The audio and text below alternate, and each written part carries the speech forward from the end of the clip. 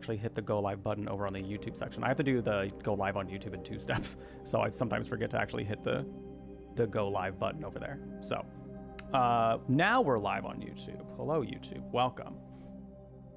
We have reached the epilogue of the Silent Hill Summer Marathon, and I decided that the nice little bow that we're gonna tie up the marathon with and just kind of wrap it up nicely is we're gonna rank them all. I'm gonna rank them all from my favorites to my least favorites.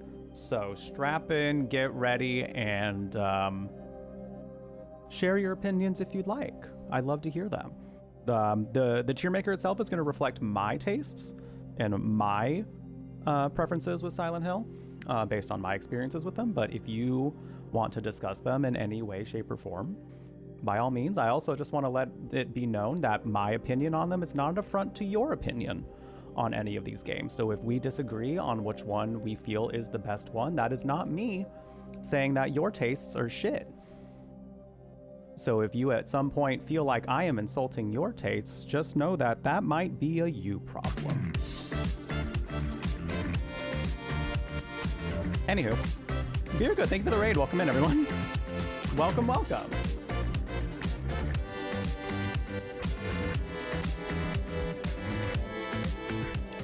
Y'all got here just in time. We are about to rank Silent Hill, the Silent Hill games. Zoom this out a little bit. Okay, cool. Cool. All right. Hello, everybody. Welcome. Yeah, we are ranking all of these Silent Hill games. We have just concluded our Silent Hill Summer Marathon that we've been doing since like the beginning of August. Yesterday. So we're putting a nice little finishing touches on this by going through and ranking all of the ones based on which ones are my fave. So, welcome in, welcome in. If y'all don't follow Beer Good, wonderful friend of the stream, definitely someone you should go check out. Always a nice, lovely person. How was World of Warships? Were the ships warring, and were they ship, and were they fun? I just hope it was at least fun. You've not seen me live for a long time. Well, welcome back. It's good to have you. It's good to have you. Good to see you again. You're addicted to it too? Oh. Well, I might have to check out this VOD because I have not heard a single thing about this one. So I might have to see what it's like. I might just have to check it out. But before we get into this, before we get into the ranking, why don't we go ahead, let's make sure we introduce everybody, let you know what we are all about. Hi friends, my name is Jeff Brutlog, and welcome to the Brew Latte. This is our chill cyber cafe that dabbles in all things magical. How do I look? Hot. Kooky. Oh yes, you'll be buried with that. And spooky. You gotta go. It's time to go. We gotta go. Whether you're looking for a safe space to unwind or you just need a little pick-me-up, we've got plenty of good vibes in store for you. So no head. The world is a messy place, and we're all just trying to survive. That feels weirder than I thought it was going to. Oh, I'm not like other girls. I slither. So kick off your shoes, grab something tasty, and stay a while. We'd love to keep you company.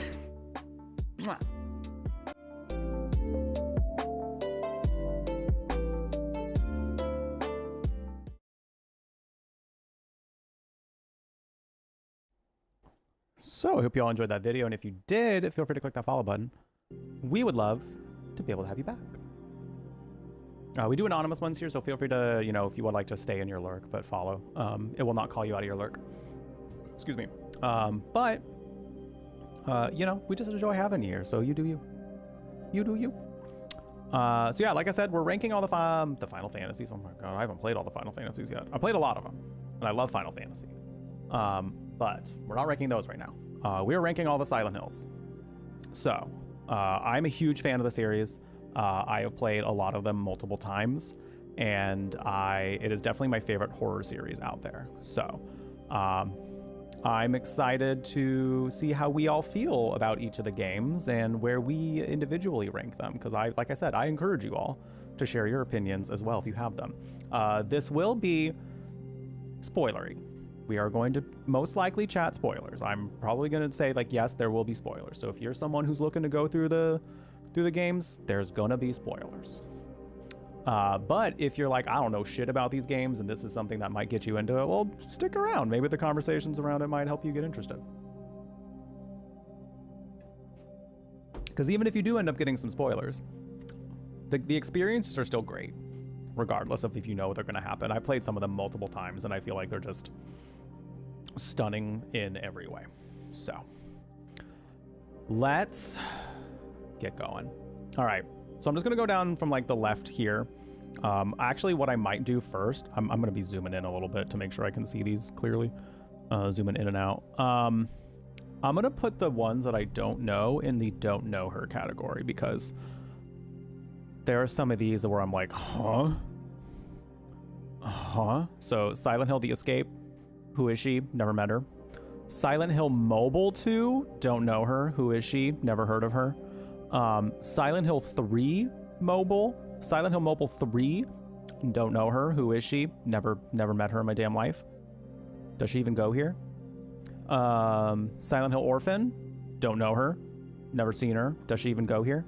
Okay. That's it, I believe. This one looks like it's like a reskin of the Silent Hill, of like the first Silent Hill. Just based on that, I'm just gonna put it here. I don't know what that is. So we're just gonna do that. Okay. So here we go.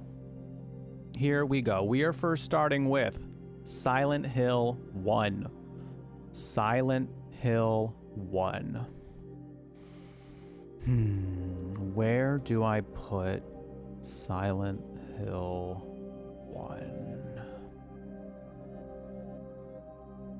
It's the OG. It started it all. Definitely had a very great protagonist. I think as far as like the type of story it like went for, it did it very well. I do have to ding it a little bit for, I mean, like, even though like product of its time in some ways, in the sense that like that was the era of gaming where they were trying to like sell strategy guides and have like really like intense secrets that like you would have the players like spending so much time trying to find, so that way they could get better endings and more lore. So there were definitely some things in there where you really had to be, first of all, super on the lookout, for items and side quests to do, because there were some of those you had to do to get a good ending. So I feel like, despite the time, I feel like it does need to be dinged a little bit for that, just because there's a lot you can miss if you aren't like essentially pixel hunting and just like experimenting with no strategy guide. So I don't know, there's a part of me that's like, there's a lot of lore that's locked behind that. Like, because during my last playthrough, I knew it was coming and I knew what I was supposed to do, but because I was like also chatting at the same time, and I ended up getting a little too distracted before like really locking down and like trying to remember, like, do I need to get this plastic bottle to collect the red liquid right now? Because they don't make it very clear that you also will never be able to go back there to do that if you miss it. So a lot of that. But if you do end up doing everything to get it, it's a very great game. It's a really good game. And the story is very full and very good, and just stunning. There are some like character lore that I feel like is also not quite in there that I feel like could have enhanced it a little more. But I think for the most part, all the pieces were there. And I think they created a very, very good experience. They actually did relate to the lore. Exactly. So I think I am going to put...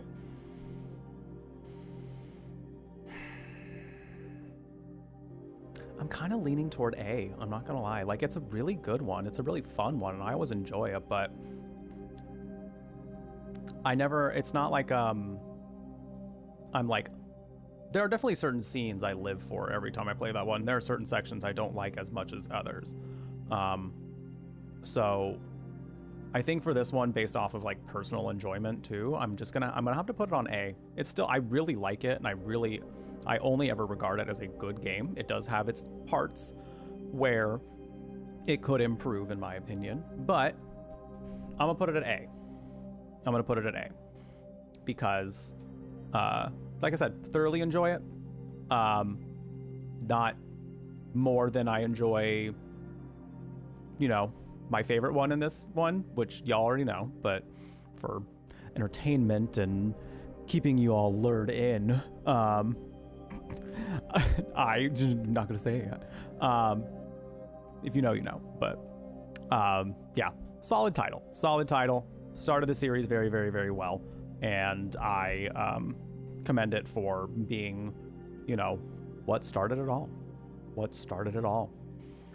You just learn something about the bottle fiasco that makes it make more sense. Dahlia is there when you come back from the hospital, Otherworld, and she's the one who locks you out. See, that's cool. It would have been kind of nice if that was included a little bit more, you know? Or if like it was hinted at a little more that like, oh shit, she locked you out? Because that could have been juicy. That could have been juicy drama, you know? And that makes sense, because like Dahlia would do something like that. So I just love Dahlia's cryptic ass coming in every 2 seconds being like, the darkness, everyone's going to die. And you're just like, okay, queen. Cool. But where's my daughter? Like, I just want to find my daughter. That's all I'm here for. Girl. Hey, Tesseract. Just time for tier list. Let's go. Yeah, we're doing it. We just put our first title into our category. So, A going to Silent Hill 1 going to A, and makes sense to me. Silent Hill 1 was actually was not the first one I played. Silent Hill Homecoming was the first one I played, and I think eventually I went back to this one, and then we played them in order. So this one came right after Silent Hill Homecoming, which I think helped ramp up my excitement for the rest of the series, because Homecoming, I remember, you know, I had no other knowledge about Silent Hill games when I put Homecoming like in front of my face. So I was just kind of like, oh, Silent Hill, cool. Like it is scary. This story's pretty good, and I'm having a good time, you know? But then when I got to Silent Hill 1, I was just like, oh, wait, it gets better? It's been better? And then, you know, Silent Hill 2 happened, and then I played Silent Hill 3, 4, you know, I played through so many of them to where the point where I was just like, I just love this series, it's so cool. So, not Jace over in the YouTube chat saying Silent Hill Ascension S tier. We'll get to what that one gets. My answer might surprise you. Let's see. All right, we have Silent Hill 2 next. You want to see her gyromancy? I would love to see what her gyromancy looks like, you know? How does she gyro her mancy?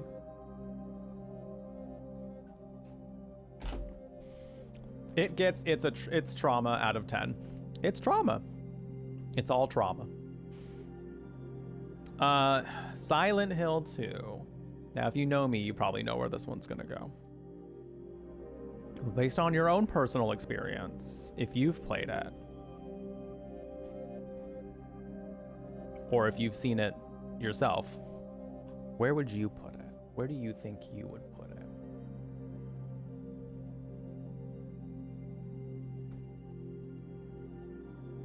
How does she gyro her mancy? Carefully. In a way that's full of darkness. Well, hi, Evil Blackheart. How you doing? How you doing? Oh, I still have the Space Bandit one up. And also, now my password manager still being up. Oh my god. The passwords were hidden anyway, so it would have been fine. So, Silent Hill 2.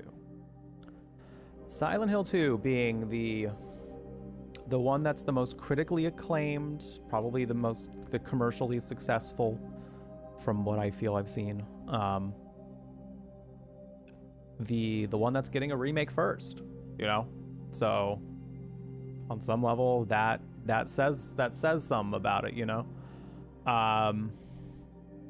This is one where this is the one that like really kind of opened my eyes to the magic of Silent Hill. The original one didn't not. It's not that I was disinterested in the series because of it, but just the way that Silent Hill 2 operated and kind of how it left you thinking for so long, not like thinking in such a way where you're like, huh, like what actually happened here, like where you're confused. It's more so like it gives you enough pieces to think about what happened, because it's pretty subtle in some ways, a lot of ways I should say, but in a way to where if you're willing to like kind of think through the pieces that they give you, the story is like so good. It is so like breathtakingly good. This is one that I've done some like critical analysis on in it's my senior capstone class when I was in university, a class called Evil Children in Film and Literature. It was great. But I wrote my like big research paper on Silent Hill 2 specifically, analyzing the characters of Laura and Angela and how their traumas did or did not manifest into the town, and how the town of Silent Hill kind of brought those out in people. So that paper eventually ended up getting published in the literary magazine on campus. So you can say that my attachment to Silent Hill 2 runs pretty deep. So it has a lot of meaning to me, not just because it contributed to like such a formative success when it comes to me being a writer, but it also was just an experience that like the more I got familiar with it, the more that I got to know it and really look at it for what it is, like the more I really saw the magic of every single situation in that game. Because like at first look you might have some feelings, at second look some of those feelings might change, also depending on like what stage of your life you're in when you see them. Like when I first experienced Silent Hill 2, I was 19. I was 19 years old. So I liked it for what it was, and I was like, ooh, scary, ooh, good story, ooh, fun times. But then when I played it again years later, I had different feelings about different characters. And I had different perspective on the story overall. So I think what's really cool about that one is you can tell that like the people who created that story, who wrote and did everything to put that story out there, it's like they pulled from some pretty deep like stories of their own. And I think it's really beautiful that it was put out there, because to me it's such a good example of, you know, healing from trauma is not easy, but it's worth it. And that puts it pretty simply, but at the same time, it's that is the message. That is the message. And it can make you, and trauma can make you a very unrecognizable person, even to yourself. But you still owe it to yourself to try to heal from it, because it can make good people have some pretty terrible endings.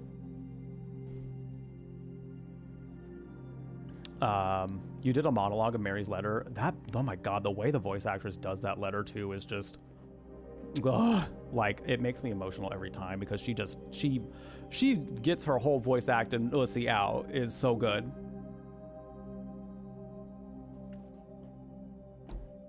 You hope Born From a Wish is included in the remake? I'm sure it will be on some level, either as DLC or as a side scenario after you beat the main scenario, I would think, because it was in the original.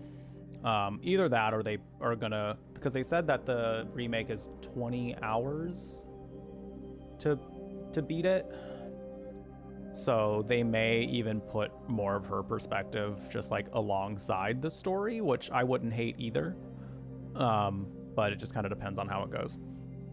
Born From a Wish is, I didn't end up doing that on the marathon just because for me, I don't remember enjoying it a whole lot. I think it does on some level give some perspective to Maria. It really kind of establishes Maria as this person that was literally was born from a wish. Like the title kind of completes for the most part like what the purpose of it was. Like she was born because James wanted her to be, and her kind of role in Silent Hill in all of this, like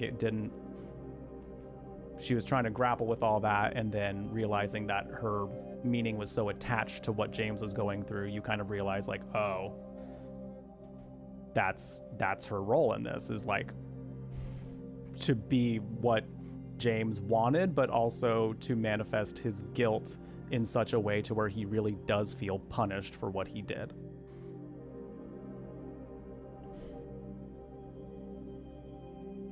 You have theories about Silent Hill 2 and the Rebirth ending?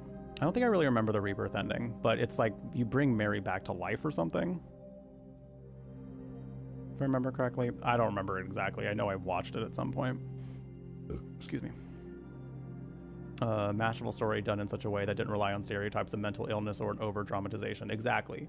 And I think what was nice about it too is like it did have so many representations of like handling mental health, but in a way that I think really humanized everyone, because even like say the story of Eddie, which could very much be like you just kind of look at him as like not necessarily a sympathetic character because of all that he does, but like when you really look at the portions of it and like how his story goes down, like it really is like the breaking down of somebody that otherwise could have had a very good life were he in better circumstances. So yeah, no, I think it's so powerful in everything that it shows, I think. And that is why I'm putting Silent Hill 2 at S tier. I mean, was it? Well, I didn't see myself putting it anywhere else. I will say the one thing, the few things about Silent Hill 2, because even though I do think that this is very much like a very critical success, I think it is such a marvel in storytelling and horror. There are some things and lore that we did get that is not necessarily like, it is kind of hinted at a little bit in the game, but not very explicitly at all, even to the point to where you blink and you miss it, or you don't look at it the right way and you miss it. So like one of the big things that I think they don't do a very good job of directing your attention to, even though like the idea that it is even happening is like kind of horrific, is apparently throughout the entire event, so throughout the entire story of Silent Hill 2 happening, Mary's body is in the back seat of James's car. But the one real clue that they give that it's there is like if you try to look in the back seat, like he says like there's nothing else worth taking. That's like the one thing he says. So it's very much like, I see how that points to it and I see how it can allude to her being in there, but at the same time, like you could also still go through the entire story without knowing that, because they don't really hint at it very much other than that. So I will say that there are some storytelling things there that probably, in my opinion, could have been done better, and I think would have enhanced the lore even more. But yeah, for the most part, like everything else, I think the story was pretty airtight, pretty just like amazingly done, and like I said, a marvel in storytelling, especially in horror. Rebirth is earned by collecting the items for a ritual. Same ones found next to Walter's body in the secret room. The end of Silent Hill 4, one of which is also what Maria collects for someone born from a wish. Makes me think James does Rebirth ending before the events of Silent Hill 2. I don't know that anyone has had that theory. Granted, I haven't really looked up a lot of Silent Hill theories. A lot of what I'm saying here is just like some things I've heard, but mostly my interpretation of what I've experienced playing the games.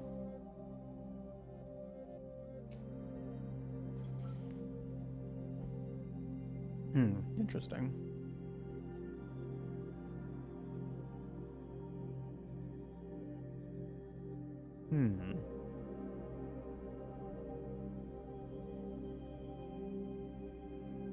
But like it fails or something? Because I guess I'm sitting here thinking like, well, how would that even happen? Because that means he wouldn't have succeeded. Or he succeeded just for it to not work? Or like for him to go back to exactly how he felt before? Or like, I guess to me, I'm like,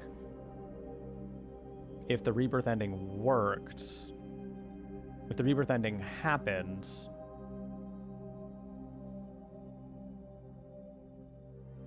I don't know. I see how it's a theory, and I see how it's a, to me, I think it's not a bad theory by any means. I think for me, I'm like having a hard time trying to figure out how that would work.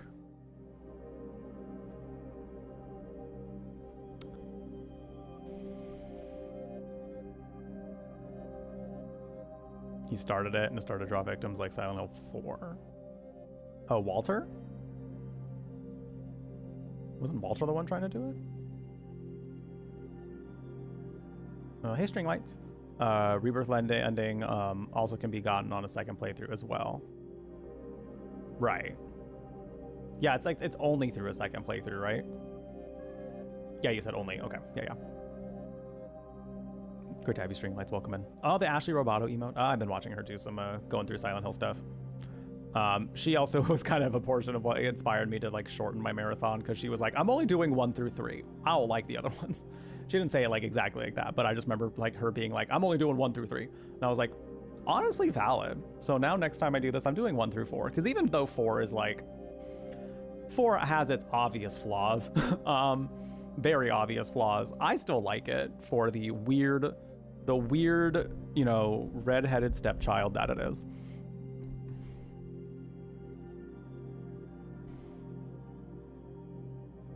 That's why Angela and others are trapped in James's hell. Except they're not, though. They're in their own hell.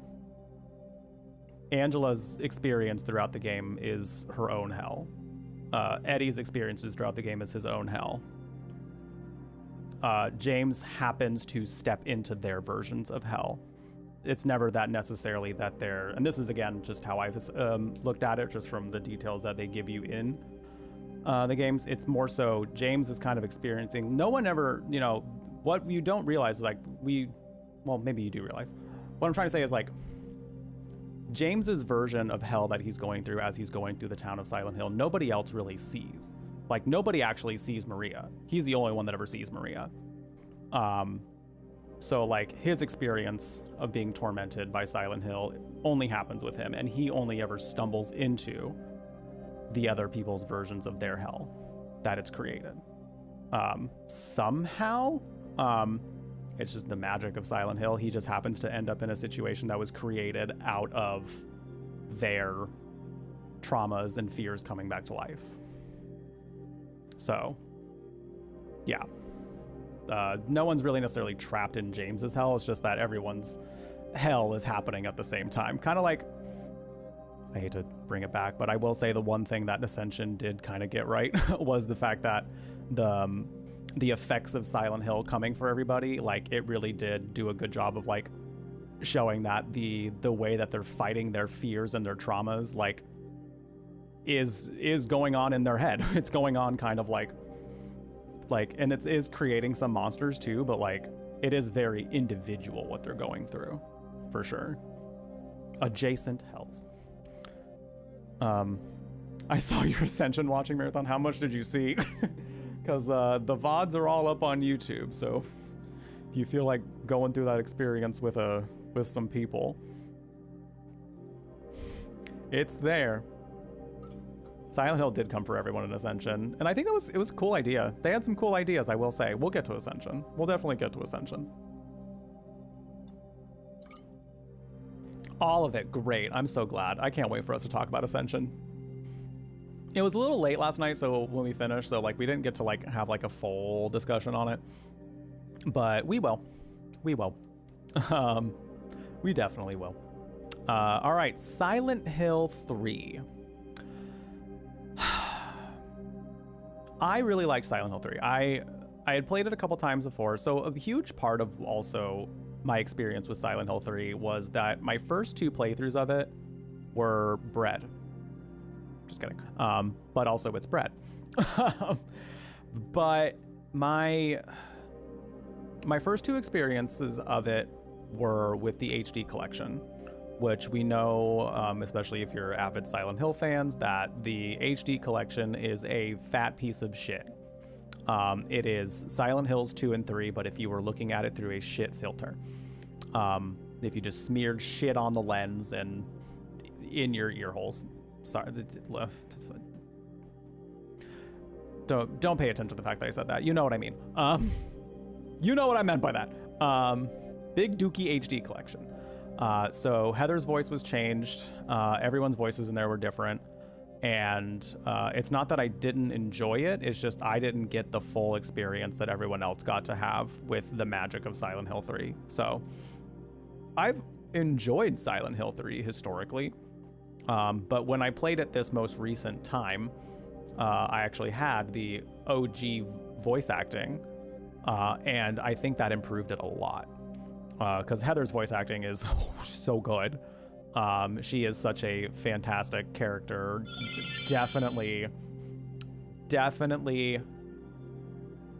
Most definitely, I think my favorite protagonist of the series, because she's just good. She's just a fun one to follow. And her story is really satisfying to see. Thank you so much for that follow. Welcome. We do anonymous ones here, so feel free to introduce yourself if you would like. Never any pressure, though. We just enjoy having you here. Welcome to The Brew Latte, a gaming cafe on the internet curating all things magical, kooky, and spooky, where you can enjoy chill and upbeat vibes and fun stories in queer company. She's definitely, I feel like she's definitely a huge fan favorite. Like, it seems like people, like even people that I've seen that like play Silent Hill games like so much on Twitch, like regard her as the best protagonist. And I would agree, because her protagonist arc, I feel, is the most realized. And I think it shows in how good she just is, because she has such a distinct, great personality, but also has a full arc in a way that is just so beautiful. C tier game start. And that's where I was about to get to. Silent Hill 3, the fatal flaw for me of Silent Hill 3, the thing that is very hard for me, I wouldn't say fatal. I think, well, the reason why it probably won't be S tier for me is it's very, very, very, very hard for me to ignore just how long the gameplay section is of her just getting home with like barely any lore, barely any like, you know, information about anything, you know, not a whole lot of story build up to what we get in like the later section of the game. Like there are some good horror aspects to it. There's some bits of lore kind of in there and hints as to what's going on. Very, very little, but it is a long gameplay section of like not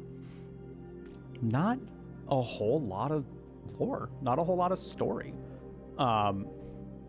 And I was thinking about just how much that could have been utilized better, in the sense of like, we don't get to see interactions with her and Harry very much at all. We get one phone conversation and her reaction to when he died. Listen, I already gave y'all a spoiler warning beforehand. So if you're sitting here like, Jeff, spoil, don't you get loud with me. Don't you get loud with me. We're ranking all the Silent Hills. There's gonna be spoilers. But yeah, that's like really all we get. And then some stories that Heather tells, which are all good.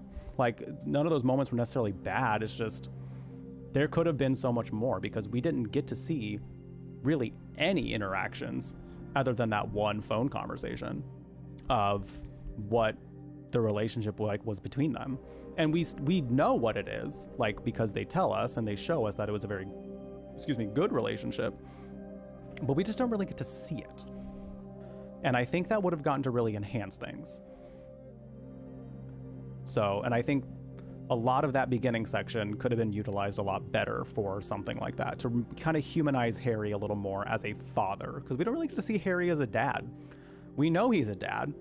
We've seen what lengths he will go for his child, but we don't really get to see him just being a dad, you know? Especially a dad of his, you know, like with the history that he's got with her, you know? Like, we only get to read about it. I would love to see more of it, you know? You like Douglas? I thought Douglas was a great character.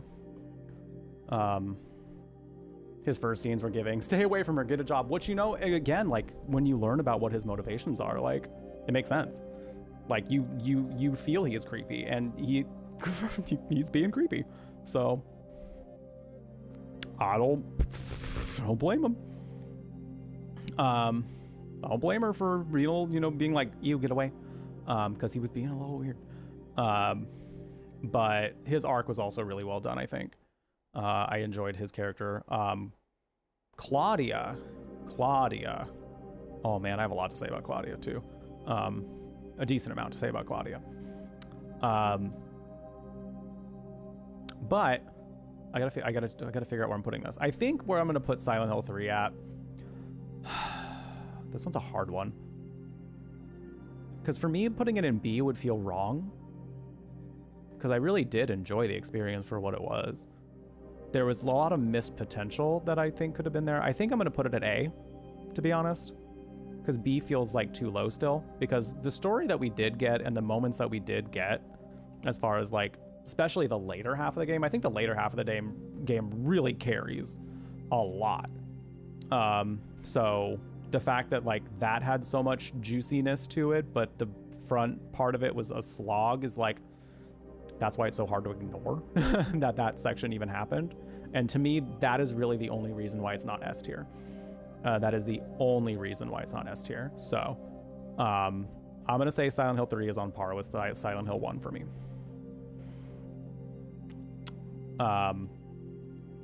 Because even though it does have that section where I'm like, damn, this really could have been done better. Like it really could have. Like I said, I think the back half of that game carries a lot. It does a lot to redeem itself. Not fully, because again, that whole section still happened. But I still think it did a lot. Oh, Douglas adopting Heather would have been nice. That would have been nice.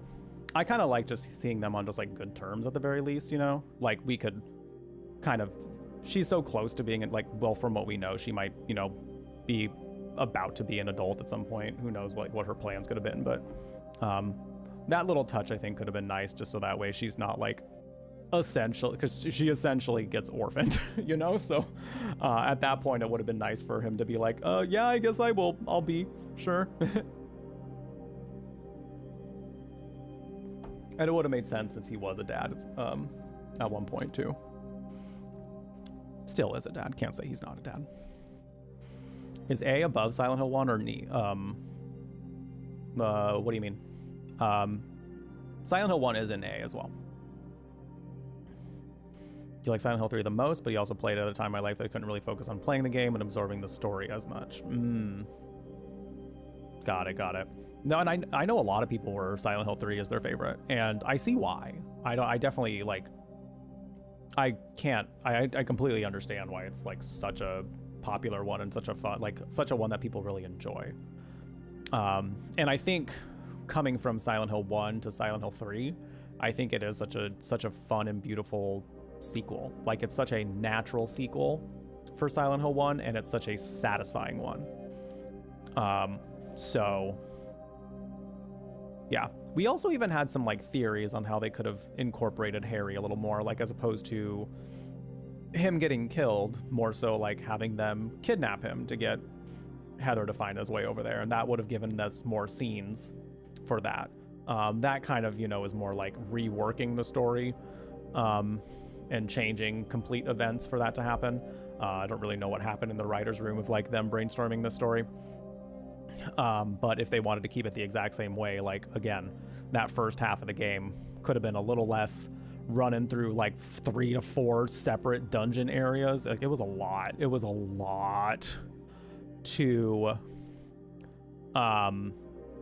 you know, and sprinkle, you know, doing a little more with cutscenes. Then it drops down until we get to the Hilltop Center and kicks back up when we get back home, and it stays that way for you to the end. I think it does start off very well, for sure. I think it does have a very good start, but then it does, in my opinion, slow down a lot. But yeah, as far as like personal enjoyment goes, yeah, everyone has their own kind of different opinion on that one as far as how they feel about that section. But for me, I think it was just after going through it for a third time and kind of seeing how hollow to me that section felt compared to the rest of the game, that's why I was like, I feel like that beginning section really needed a little more work, and there just needed to be a little more put in there, and then I think it could have felt like a really full and complete experience, which it still was, don't get me wrong, but I just think that could have been like the icing on the cake. You know, it was already a very good cake, give me more of that cake. You know, it was like a lemon pound cake, like solid lemon pound cake, where you're just like, you take a bite of it, you're like, it's lemony, it's moist, I'm tasting everything, it's so good. It would be like if you put a little bit of lemon icing on it. Then it would have been like, ooh, you know, like it would have just been everything, you know? That's kind of what I think. That's how I feel about Silent Hill 3. It just needed that little bit of just like some else to pop, you know? Just that little bit of something else. And again, this is just me. If you have different feelings about Silent Hill 3, I am not in any way saying that you are wrong. I'm just saying that's how I feel about it. Yeah, we got the mall, the subway, the sewers, and the Hilltop Center. I feel like we could have done at least half of those. Or maybe they could have taken at least one of those away. Personally, for me, I don't think I needed the Hilltop Center. If I were going to take any of those sections out, I think the Hilltop Center could be the one to take out for me. Because the mall was kind of cool. The subway made sense. Maybe the sewers too. Fucking sewers. I'm so done with the sewer sections in horror games. I would say actually cut the sewer, if anything. Maybe even shorten the Hilltop Center one, and then it would have been fine. Heather having a Nokia brick with cat stickers would have been fun, for sure. Hey Stevie, you're gonna try adding mole with pork to a cup noodle. Ooh, well that sounds tasty. Hi Revan. It did seem like padding after a while. Yeah.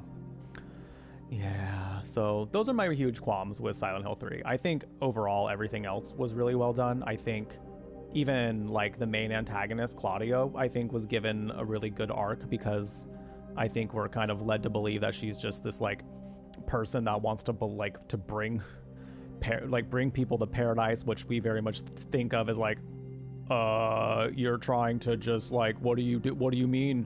You're trying to do bad things for a reason you feel is good. That's not good.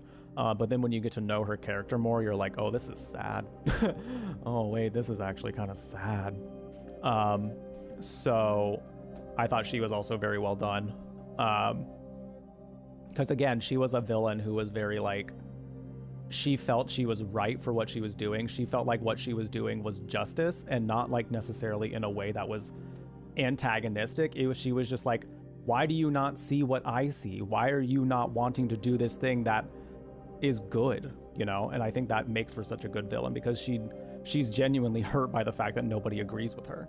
It's not so much that she's evil, it's more so that she's just like, why does nobody see this the way I do? I'm literally trying to help everyone.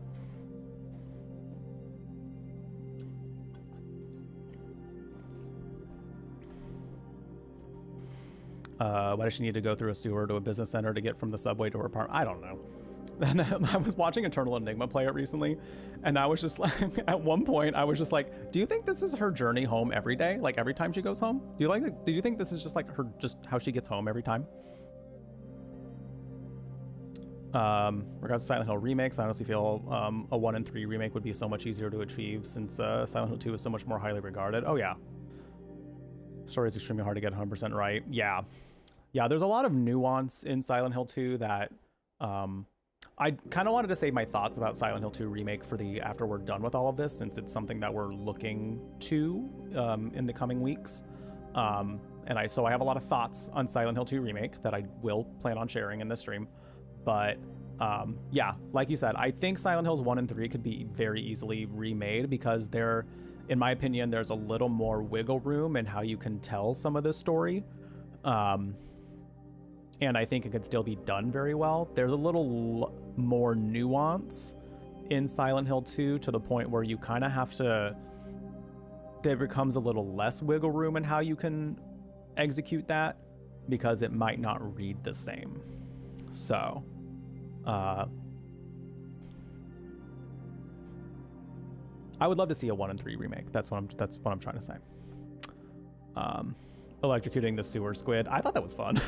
I will say, even though I hated the sewer section, I thought the shocking the tentacle monster in the sewer was kind of fun.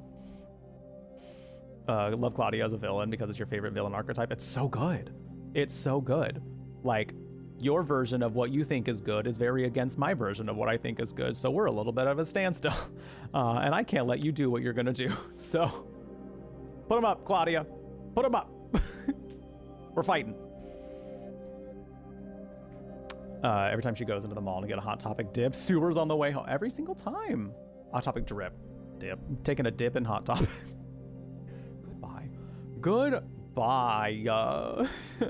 All right, what do we got next? We got Silent Hill 4 next. Oh my God, I have a lot of thoughts on Silent Hill 4. So I'm going to take a quick break before we get into my thoughts on Silent Hill 4. Because like I said, Silent Hill 4 is the redheaded stepchild that I very much loved. I loved that child. Does it have its flaws? Oh, yes. Oh, it sure does. But I loved it for the weirdness and the horror that it tried to go for. I love it for what it is, even though what it is still very, very flawed. So I'll be right back. I'm gonna go use the restroom real quick. Maybe get myself something else to drink as well, because I want a little something else with flavor. Because right now I just have water, and I like water, and water's nice because it's hydrating. But I also kind of want something with flavor. So I think I'm gonna get something with flavor. I'll be right back. Take care of yourselves in the meantime. We'll be back in like 3-ish minutes. And when we return, we will be putting Silent Hill 4 in the category that I feel it belongs in based off of my experience and my personal enjoyment of it. You're still getting through Silent Hill 4 right now, getting through the second half only right now, and it feels like yeah, I'll talk about that. I got thoughts. But yeah, I will be right back. I do love me some googly eyes. It reminds me of I was doing a stream with a bunch of other like mental health positive streamers. I don't remember what brought the quote up, but I remember the quote standing out. I think I had just recently advertised trying the Resident Evil 4 demo, I believe, something like that. So I put like googly eyes on the chainsaw guy just to make him look goofy. And then so like we got in the conversation about like dealing with trauma and coping with it. And I like said, you know, sometimes it can be kind of like a good way to make like the trauma and like the effects of it feel a little less big and scary, kind of like taking the piss out of it in some way just to make it seem lighter and a little less scary. So I was like, just put googly eyes on your trauma. It's hard to think that it's scary when it's got googly eyes, you know? Like there's just something about googly eyes that just, you know, immediately takes away its like level of being intimidating. So I ended up saying that. One of the people quoted it on their Twitter, and then I was like, oh wait, that could make for some good merch someday. So I had that as an idea for merch. I just don't know how I want to do it yet.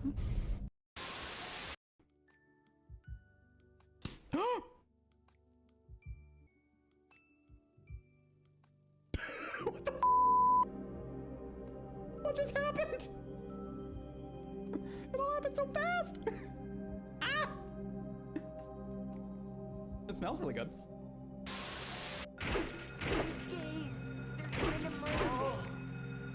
Okay. Goal!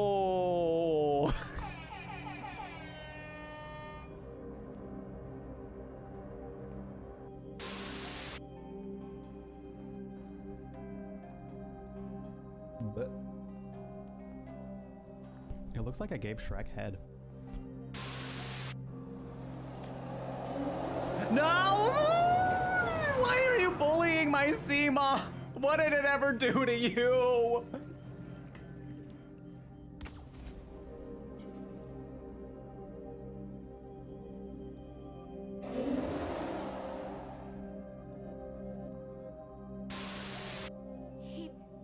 He asked me to marry him. You serious? Hey. You know what Yuna must do. Hey! Of course. Correct reaction to this. No. All summoners are charged with bringing peace to Spira. But this means more than just defeating sin. She must ease the suffering of all Spira. It's giving, you know, the Demi Lovato meme. Get a job. Stay away from her. Right here, right now. Hi, friends.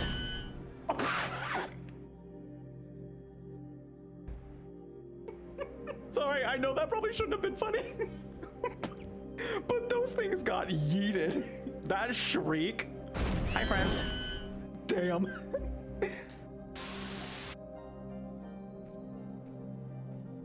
Oh, was Sheik looking at us lovingly? Sheik, that was kind of gay. Sheik's like, wow. What the hell just happened? Was that Sheik? Honestly, like, the next time someone wants to, like, show me a hole pic, I'm just gonna send them this in return. I'm gonna be like, oh, we're trading hole pics.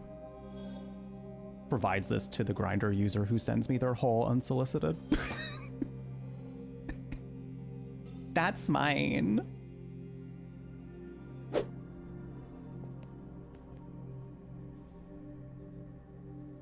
This is me doing my facial yoga before stream. Red light and all. Behind the scenes look at how I prepare for streams, everyone. These little... Ooh, ooh, See, the thing I learned about Elden Ring is that everything has the potential to be scary.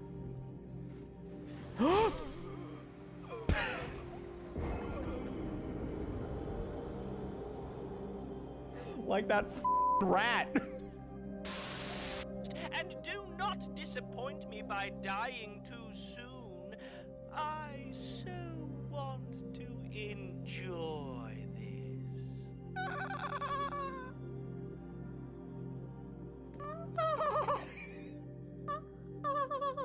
Damn, how does he do that?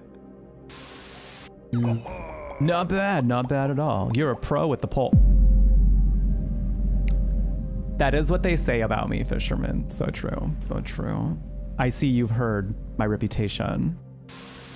Did I decide I'm doing the thing? You know what, maybe? If I do, I won't do as much as I normally do. The thing from the Fantastic Four? Jeff, you're brave. Listen, what can I say? This hole was meant for great things. Thank you. I'm gayer. I know, listen, Bro Frog, you just made everybody gayer. Actually, Bro Frog, in doing this in our chat, we have all gotten exponentially more gay. In fact, I'm actually gonna call your dad right now so I can get dick down tonight, you know what I'm saying? Beep, beep, boop, bop. Hey, yes, Bro Frog Salt's dad? Yeah, I'm ready for that dick appointment. He's on his way.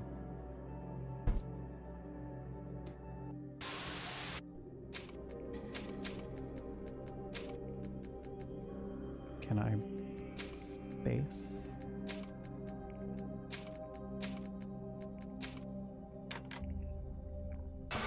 Oh, look what D's nuts gave us.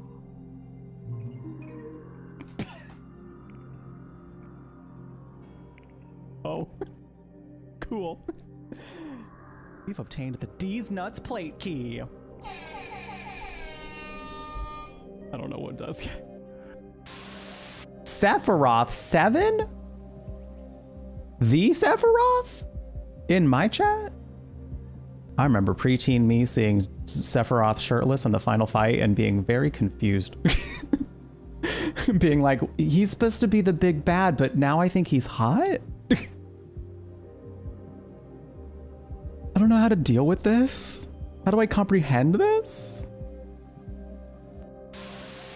I was rewatching a clip back, and this is going to be a nice little lesson for any streamers or video creators of any kind in the audience. I was watching back a clip that I posted today on TikTok, and also on YouTube Shorts and Instagram Reels.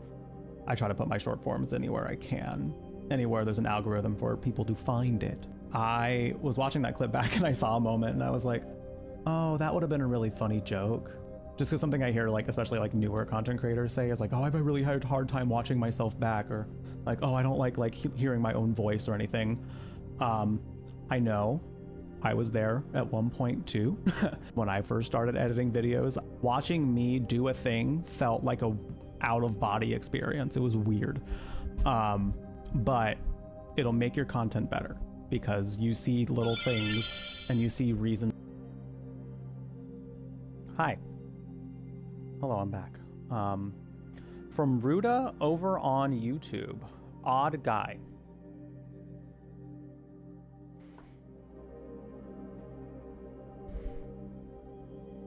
Were we just putting out descriptions? Are we talking about ourselves? Are we just saying words that we know? What's going on here? What's up? I'm curious. I'm so intrigued.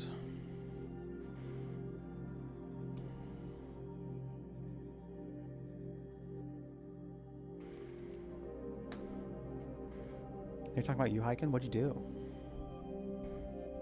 What'd you do?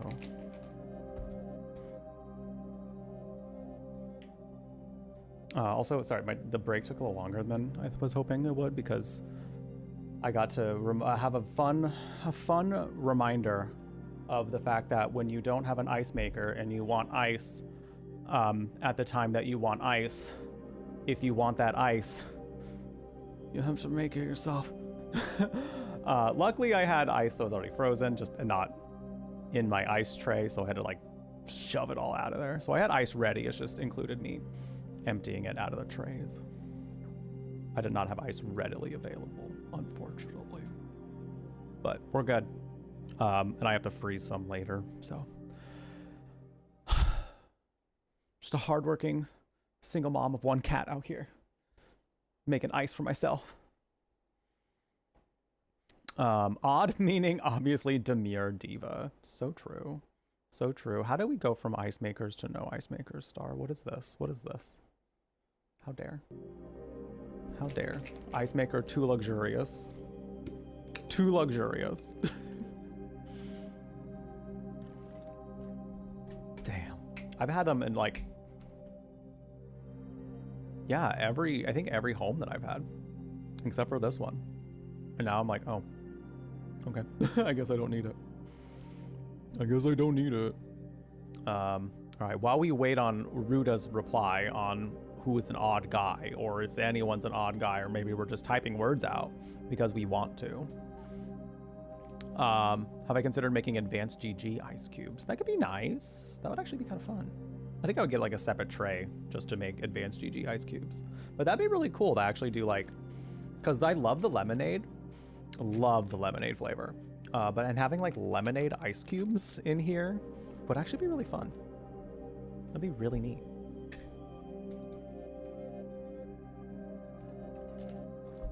Something to think about. Something to think about. Alrighty, y'all. We're moving on to our next Silent Hill game, being Silent Hill 4. Silent Hill 4. Thank you for the follow. Welcome, welcome. We do anonymous follows here, so feel free to introduce yourself if you would like. No pressure, though. We just enjoy having you here. Welcome to The Brew Latte, a gaming cafe curating all things magical, kooky, and spooky, where you can enjoy some chill and upbeat vibes and fun stories in queer company. The Ghost Bees. If I got the time to do it, and just the will. Yeah, I mean, like, already just making just straight up ice cubes is already like, that's enough for me. Like, it's not a strenuous process by any means, and it's not like hard. It's just like, it's an extra step in the day, you know, when you realize that you need ice. So it's whatever. Pink lemonade ice. Oh my god, that sounds so good. I love a pink lemonade. the Room reference. People just like offhandedly were making the Room references while I was playing this game, and I was like, what? Oh, and then I had to like think about it even longer, being like, oh right, we're the Room. We're playing a Silent Hill game, so my brain wasn't even thinking about the game, the movie, The Room. I just think of it as Silent Hill 4. So when someone just came in and made a quote, just like quoted the movie, I was like, what do you mean? What do you mean? Like, I know the famous quotes, like, you're tearing me apart, you know? And, oh, hi, Mark. I know, like, the ones that people quote all the time, but some of the more, like, slightly obscure ones, I'm like, what was that? That's how the music from Shattered Memories feels. Oh, no. So Silent Hill 4, it's the weirdo. It's the weirdo of the crew. It's the one that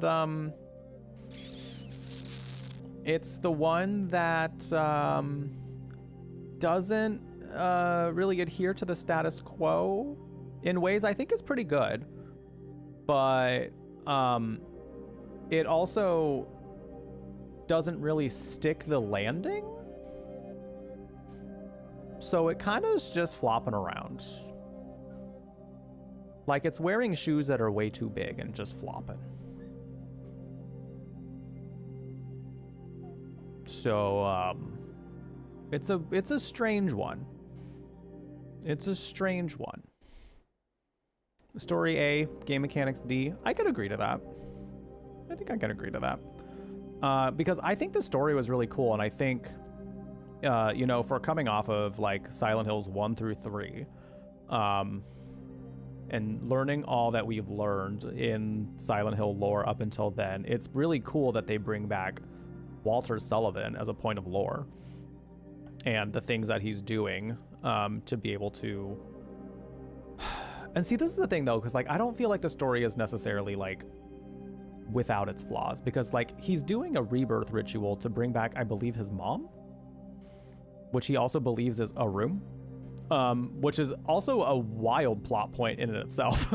So it's kind of like, what the fuck? It is. So it's definitely a little weird in that sense too, but I think that's the part of weirdness of it that's still neat. Like, I still think it's like wacky that that's the premise of it, you know? So I think that part is still kind of cool, but the game mechanics certainly get in the way of a lot of things for sure. But it sort of makes sense, yeah. Like in his brain, it made a lot of sense that what he was doing would work, even though it caused hell to several people, to many people. They're trying to murder me. And put Henry's time in that apartment into the weirdest time he probably ever had. I shouldn't be presumptuous. Henry seems like he could be up to some weird shit in general. Not bad weird shit, just weird shit, you know? He could be a weirdo.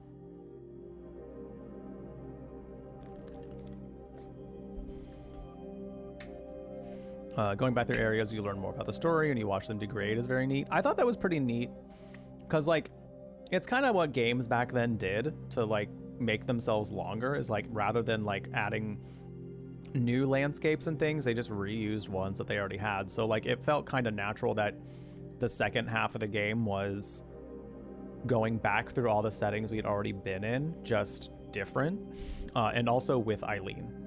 So it was kind of cool. I will say the Eileen mechanics were so insufferable.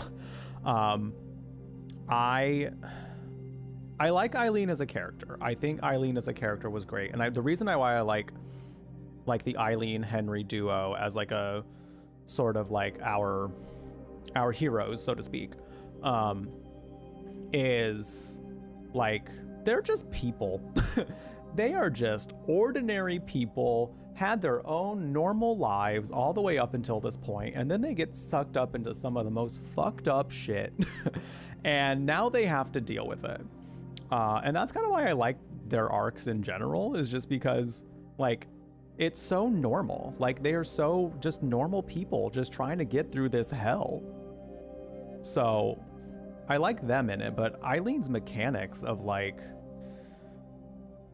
how you escort her, like, it makes sense as to why you are, so like narratively fine, but like escort missions, like somebody said, are always a really hard sell.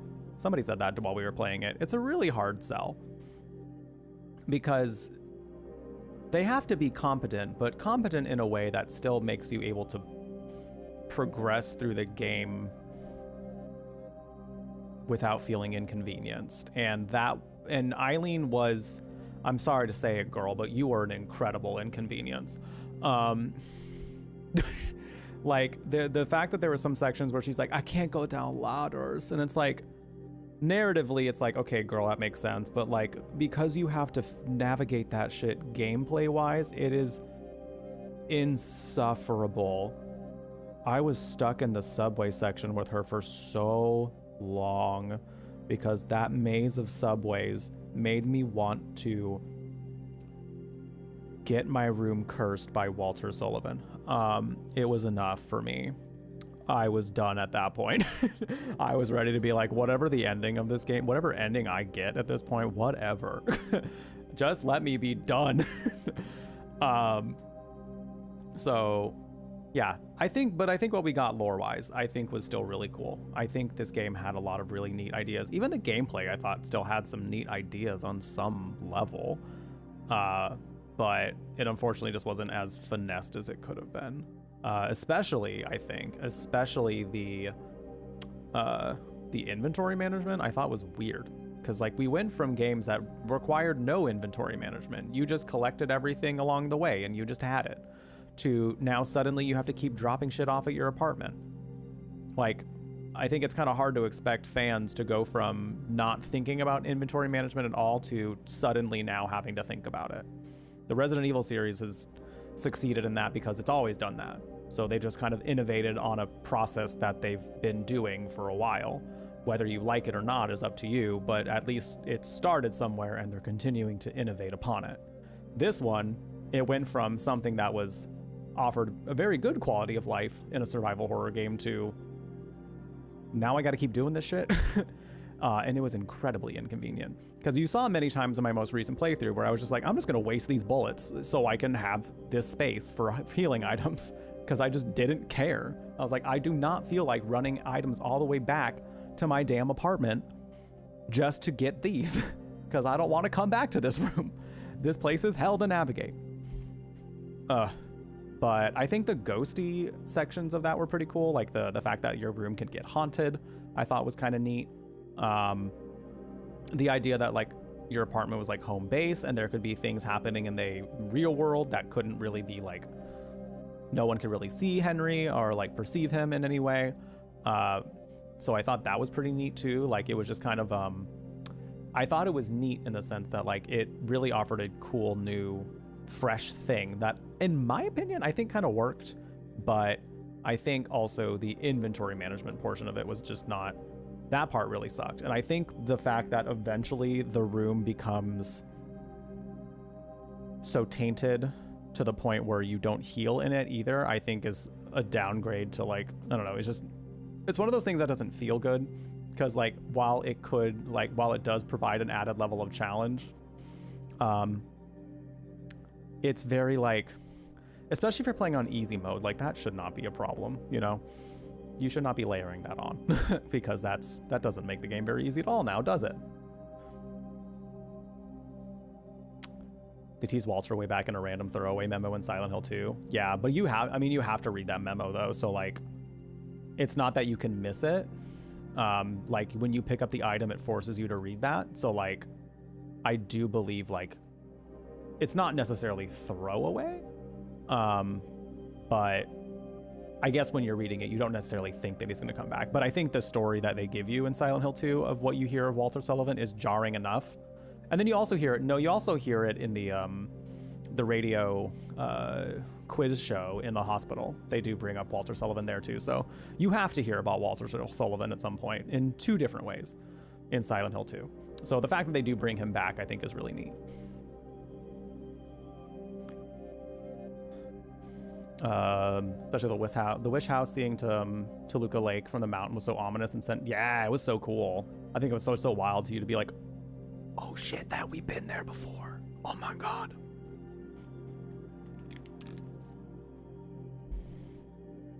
You ended up relieved when you were forced to leave Eileen behind because you didn't have to worry about checking on her bruises every 30 seconds. Exactly. Exactly. And the thing is, like, I remember that her getting damaged was a portion of the game in some way. Like, it did contribute to your ending in some sort of way. But it wasn't until I got to the end when she was like, freaking may as well have been strutting down the runway to her death, where I was like, wait, how does that? I don't remember how it. And then Hyken had found it and he was like, so the more she gets damaged, the faster she walks to her death. And I went, well, oh, okay. No pressure. Because she had gotten hit a lot, and I will admit to also her getting in my way on a few occasions and me accidentally hitting her. So I was like, damn it, stop, Eileen. I know this is bad for some reason, but I don't remember why, so please stop doing that so I can succeed.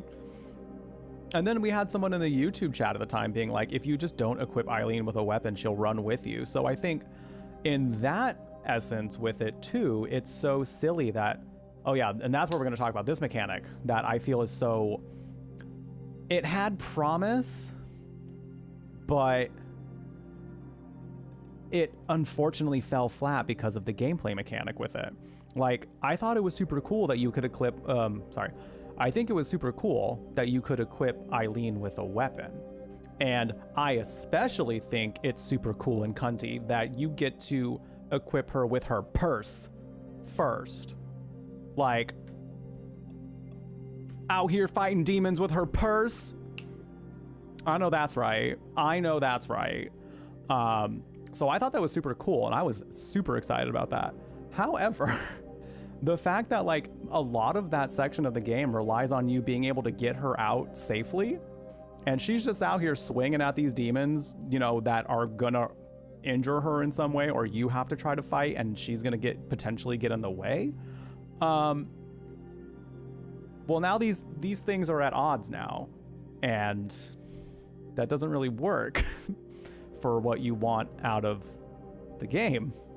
So out of my own satisfaction with getting to see her whip demons and things, I was just like, okay, cool, like I like this. But then as it kept going on, I was like, yeah, you're no right. Actually, just not giving her a weapon apparently is gonna be the easier thing, which is so sad because like I liked seeing her fight. I thought it was cool. I thought it was cool.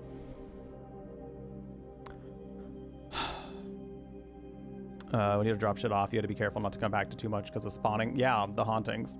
Then having to use candles, not wasting them to heal Eileen. Not spending too much time away from Eileen. Yeah, there was a lot to manage in that one.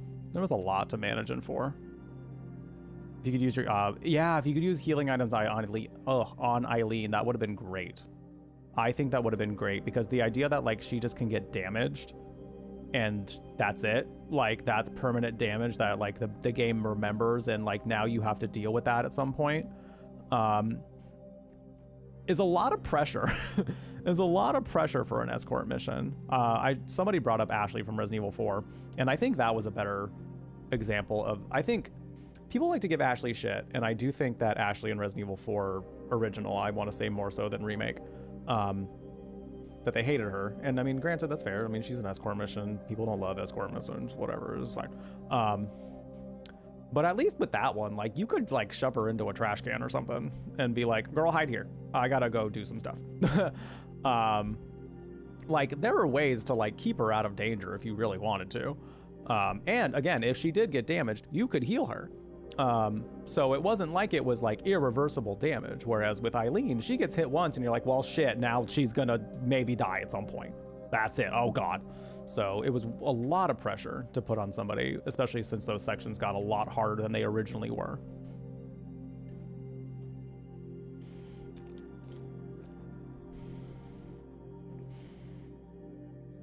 An order system, something. Yeah, an order system, or having her, you know what, honestly, having her be extra storage would have been great. Like her being able to hold some things while along the way too, I think would have worked out really well. I knew when Eileen was doing the "Where's Mommy?" and I was like, "Oh, Eileen is gonna do that on the walkway." Oh my God, yeah. When she started saying "Where's Mommy?" or like "Where's Daddy?" I was like,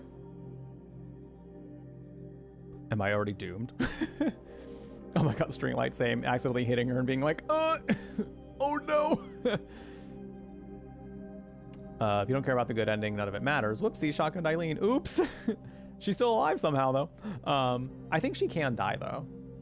Like, before all that, and I think that still counts as a game over. I don't know for sure, because that's never happened to me.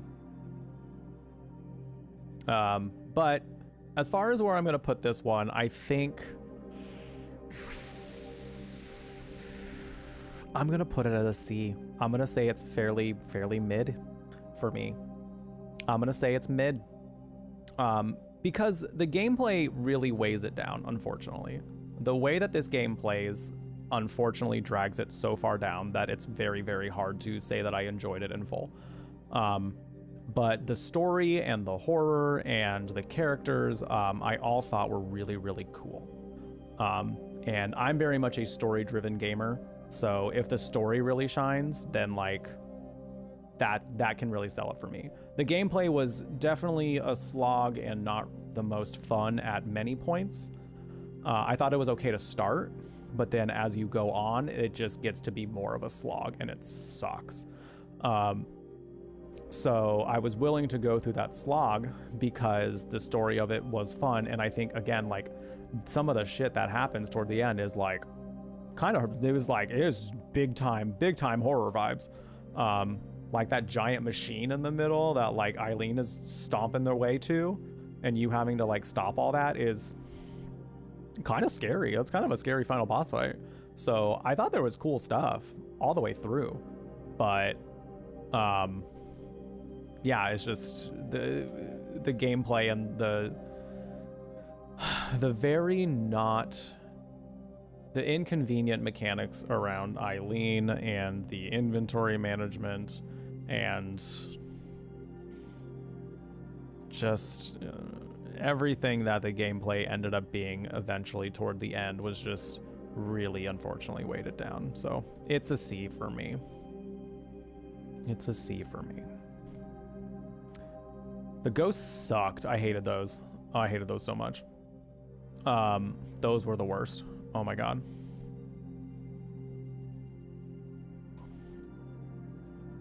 Jeff plays Clock Tower. I do want to play the Clock Tower games at some point. Love to. Because it's like one of the horror series I haven't played all the way through. Fatal Frame is another one I haven't played all the way through yet. I still need to play 1, 3... I think 1 and 3. I haven't finished 5, but I got to a point in 5 where I was like,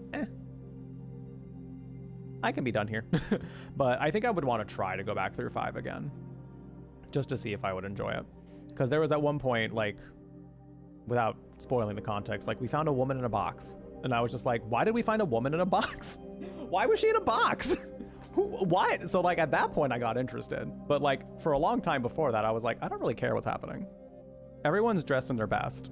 They're, like, ready to stomp the runway, but, like, to fight ghosts. And like you can't fight crime unless you're looking cute. So like they did the job, but like also, I was very confused until we found a woman in a box, and then I was like, what?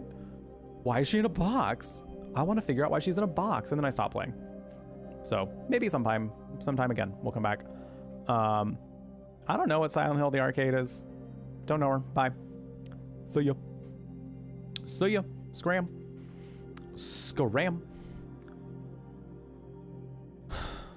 The ghoster in the apartment section was annoying AF because drained 90% of your resources from them. Yeah, it sucked.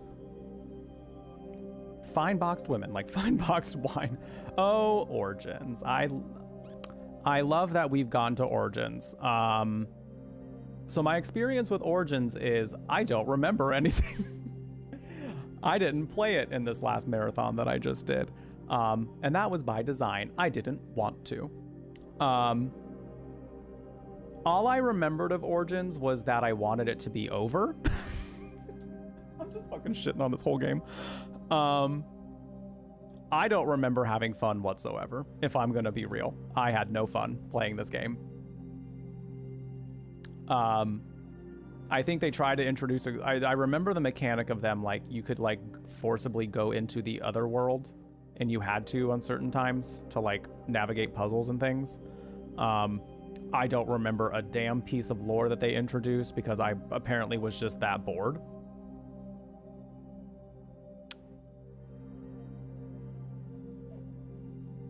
I know people that don't even consider the lore of it canon.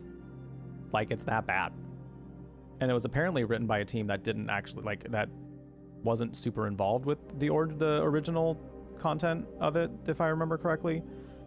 Ashley Roboto was talking about some things about it, where she was like, I don't consider this part of the canon. So I don't remember shit from it, and I remember being bored as fuck playing it, so bye. F for you. F for you. I would watch a cutscene compilation of it or something again, maybe on stream if people really wanted to see it and see my reactions to it. But I just remember, like I said, I just remember wanting it to be done. I just wanted it to be over. Origins ruined the lore of Silent Hill 1 for you, so you refuse to accept it. Yeah, that's fair. Travis would check his makeup and be transported to another world. I mean, listen. Maybe his makeup was just that good. Or it was just that bad. I don't know what I'm saying. Hey, Snacks. I remember liking Origins, but also haven't played it in 15 years. Yeah, I also not played it in oh, God. It was the summer before my senior year of university. So I was 20, 21, around that age.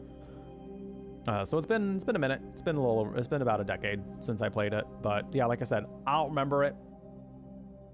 I don't remember even liking it. I just remember wanting to be done. I remember wanting it to be over. So it's an F for me. Goodbye.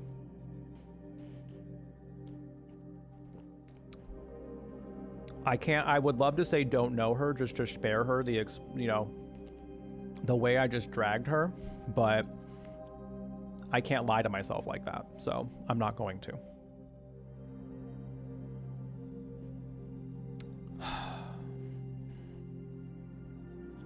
Lisa looked like she was in her 40s in the first game she looked 20, and then Dolly looked like she was in her 30s.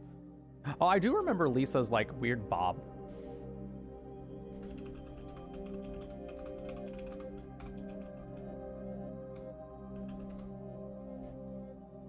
Yeah, she got like a bob. She had like a weird bob. Girl got the Karen treatment. They turned our girl into a Karen. What the fuck? Yeah, why does she look 40? Why does she look like that? Damn, how did she get such a downgrade? She went from supermodel, walking the runway, fierce, snatched, to I've been working my dead-end HR job for 20 years and I'm just ready to retire. Like, girl.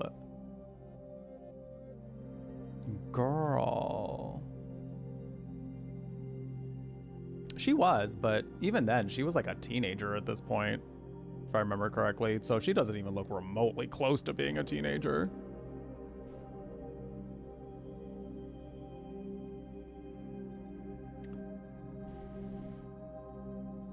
Time flies, but not that fast. 2021, what do you mean? Are you trying to say that I look 21? Are you trying to say that? Listen, I learned from a drag queen at one of my local bars when I was in Phoenix that if somebody asks you how old you're turning on your birthday at a drag show, you say 21. If they believe it or not, just say 21. Because you'll get celebrated. Dahlia feels weird. I don't know if I remember what Dahlia looks like in Origins.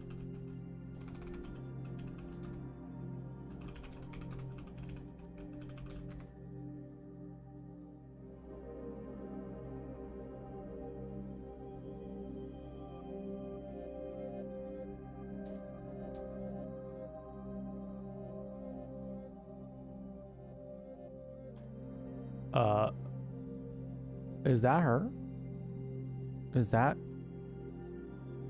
the Origins design for Dahlia? I don't remember seeing her. Like, I know she was in it. I just don't remember.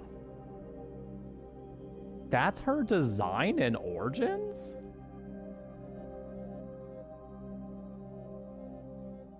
Why does she look like an evil mom? Like, she just looks like a mom. She just kind of looks like she's going to be taking Timmy to soccer practice, and she's kind of not really here for it.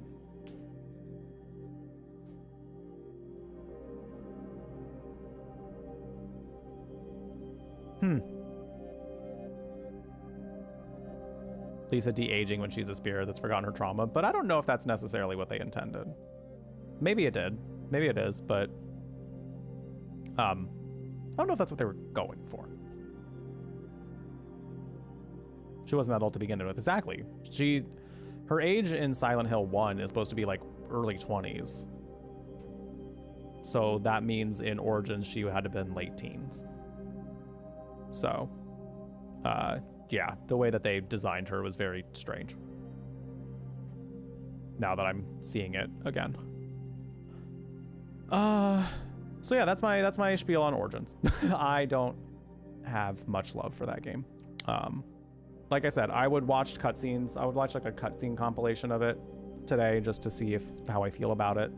And like I said, more likely than not, if y'all would want to see reactions to it, I would rather I would rather do that on stream than do it by myself, you know? So like, if that's what y'all wanted, we would do it.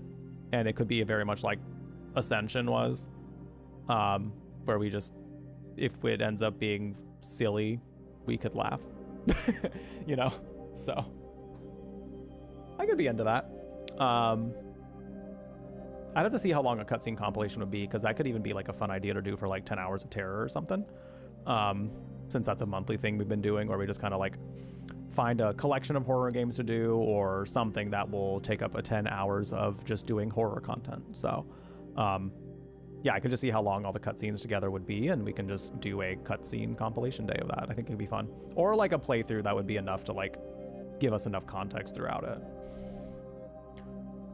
If somebody knows of one, feel free to let me know, because I would be totally up for doing that. Clearly you need to replay Origins because you don't remember. I don't either, Snacks. Me too. I don't remember shit from that one. Again, because I was bored. I was so bored. Homecoming.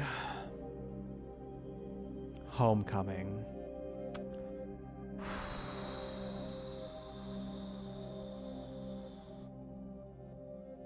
Just under an hour long, really? That's it?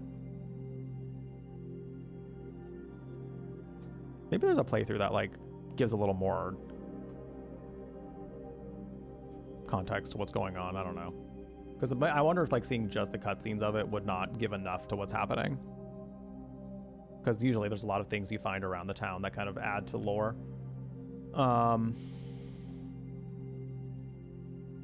Silent Hills Drag Race. I'm glad you brought that up, Sweet Beat. So for those who don't know, our sub goal up in the top right for the month, that'll be ending at the end of September, is to do a Silent Hills Drag Race stream. There is a drag race simulator. And actually, now that we're just doing web stuff, I can show you the simulator. So I believe it's this one that I'd be using. Yes. So I can do this, and we can make custom characters with the Drag Race Simulator, and then we just essentially watch a season of Drag Race go through. And you know what? I would probably even consider tipping the person who made this a little bit, just because I think this is such a cool design. It's such a cool thing. So I'd pay it forward a little bit with that sub goal. But I would put in all the protagonists. Currently thinking potentially at least Silent Hills 1 through 4. That I'd be using characters from, just to kind of keep it a little more condensed. And because the Team Silent ones tend to be the ones that people think of the most when it comes to Silent Hill. And then a lot of the other side characters within it. So that would be our cast for Drag Race, for Silent Hills Drag Race, if we hit the goal. So that is a stream that we will do if we hit that goal, and I'm very, very excited. It's like words. They like kind of say like what challenge is happening, who wins the challenge, who did well, who is in the bottom, kind of gives some like drama flavor in between, I believe. I haven't actually watched a whole thing go down. I have seen a similar simulator for this, which was a simulator for The Bachelor. So I think it kind of tries to simulate the experience of the show, but just in like text-based stuff. So, yeah. So that's our current sub goal. If you're interested. If you're interested in subscribing yourself, or if you got some generosity, you want to give some subs toward it, all would be very much appreciated, and it would get us much closer to doing Silent Hills Drag Race. If Heather doesn't win, it'll be rigor mortis. So true. So true. I feel you on that. Hey Queen, how you doing? Good to see you. Oh, Pyramid Head would be in there. I'm thinking about potentially doing Pyramid Head and then also sexy Pyramid Head. Just so there's two, you know, just so there's two different ones.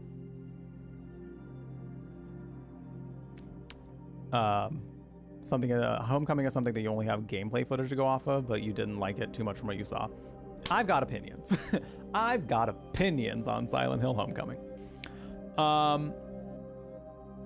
So Silent Hill Homecoming to me was most disappointing because of how much potential they left just in the dust.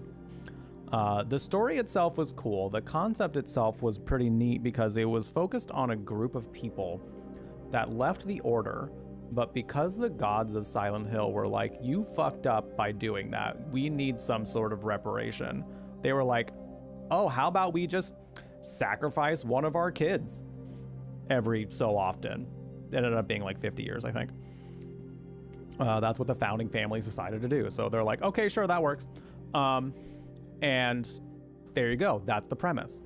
So it's kind of fucked up, and it's a pretty neat one to have, but especially considering like the dealings of the Order that came before it.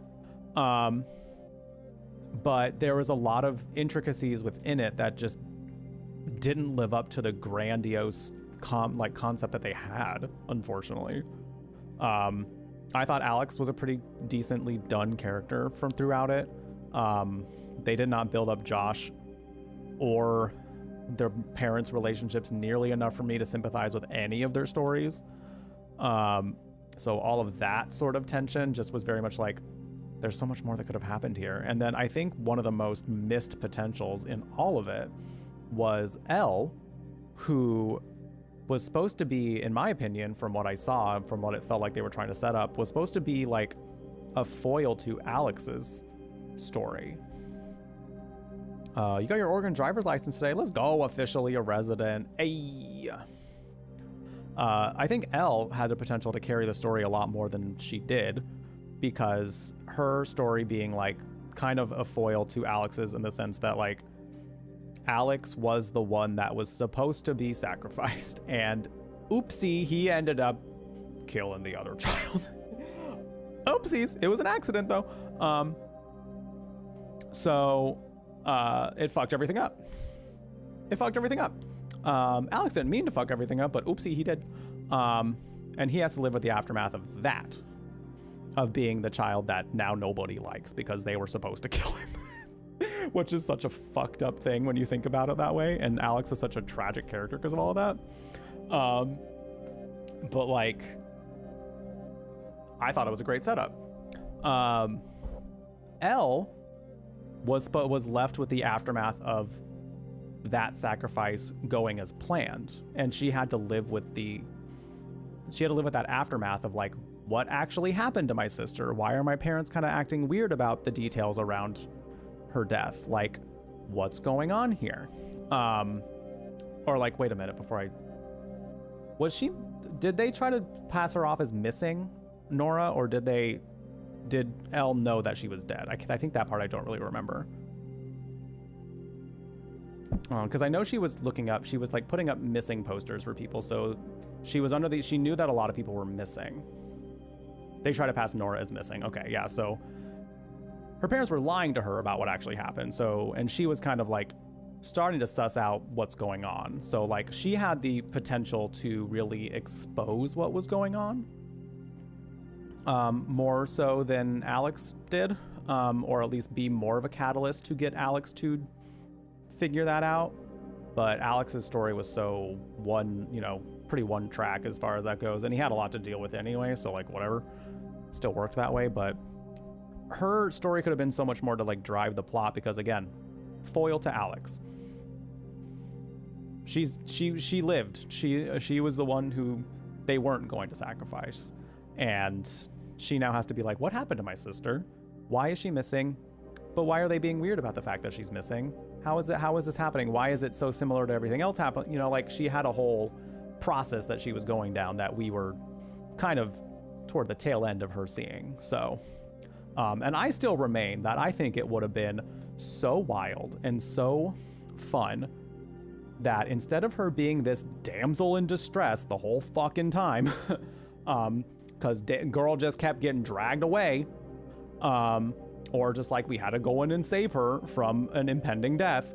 I think it would have been so fucking cool if instead of us having to fight off Judge Holloway as Alex, it would have been wild for her to like have, broken out herself somehow, or, like something happened to where she barged in or saw that was happening.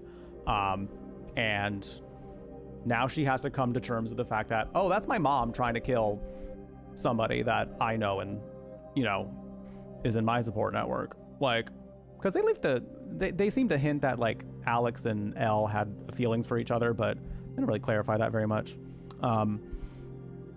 They did seem to have some feelings for each other though. So somebody that she had feelings for, like to see that happen, like, and to see what she would do in that, like in my mind, I'm like, she would have grabbed that drill and shoved it right up her mom's head, like she would have been the one doing the same thing Alex did, maybe. So, and that would have been a cool moment for her. That would have been really neat. But no, she was just Miss Damsel in Distress the whole time. That was so boring.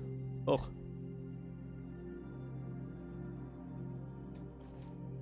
I think she could have been a cool main character, to be honest. But Alex's story,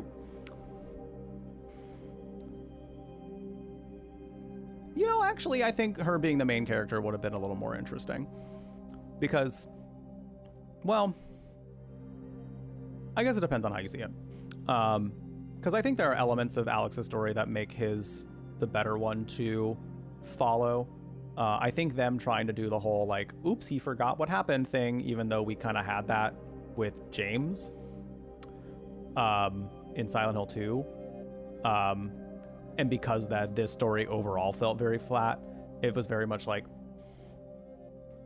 oh, they kind of tried to redo that thing and it just didn't go as well overall. But yeah, just kind of, depends on how you feel there. I think Elle as the protagonist could have also done really well. Argue that the judge was the one who fucked the town over by insisting they have to return to the old ways after the parents thought the ritual failed. Well,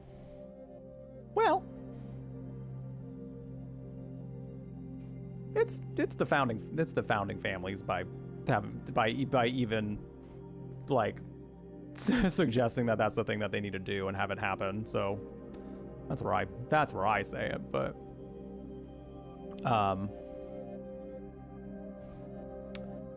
been cool to see the other world was hinted at the age of grief and over the guilt of parents having to kill their child. Yeah, the parents didn't really get a whole lot of perspective in that one, which I think was unfortunate, because I think they kind of tried to set up Alex's parents to have a more complicated role in it than we realized, but then we didn't really get a whole lot of perspective from them. So it was really hard to feel like the founding families were anything other than evil, when I think there was potential for there to be a lot more nuance in that. So I think that's where another place where Homecoming unfortunately fell really flat. Yeah, they did. They really dropped the ball with Alex's parents. We saw very little of the mom. I mean, like what we did see was fine, I guess. But again, like it was too little too late. And then once they were dead, it was like, what? Do we forgive them? I don't think so. Like, I could believe that Alex would forgive them, but they didn't do enough for me to believe it. So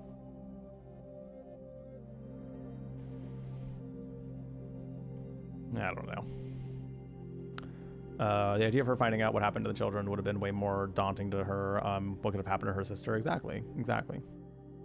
Oh, could have been cool to see her investigating not only her sister's disappearance, but all the kids that disappeared too. Yeah.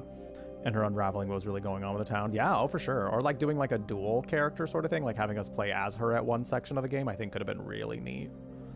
But yeah, they just unfortunately didn't do a lot with that one. And for all of these reasons, I think Homecoming is going to go in a, honestly,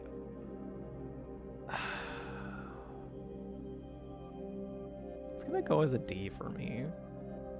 Giving it the D, and not in a sexy kind of way. I'm giving it the D as in is below average.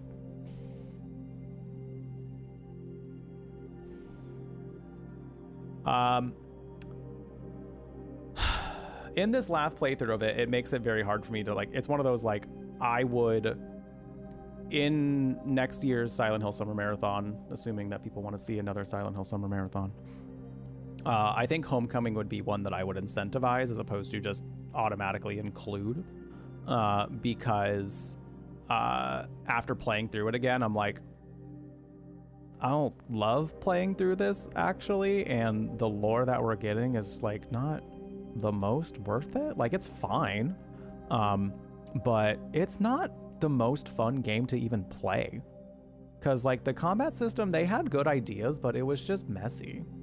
It was not fine-tuned well enough for me to have fun with it. So I just didn't really enjoy it.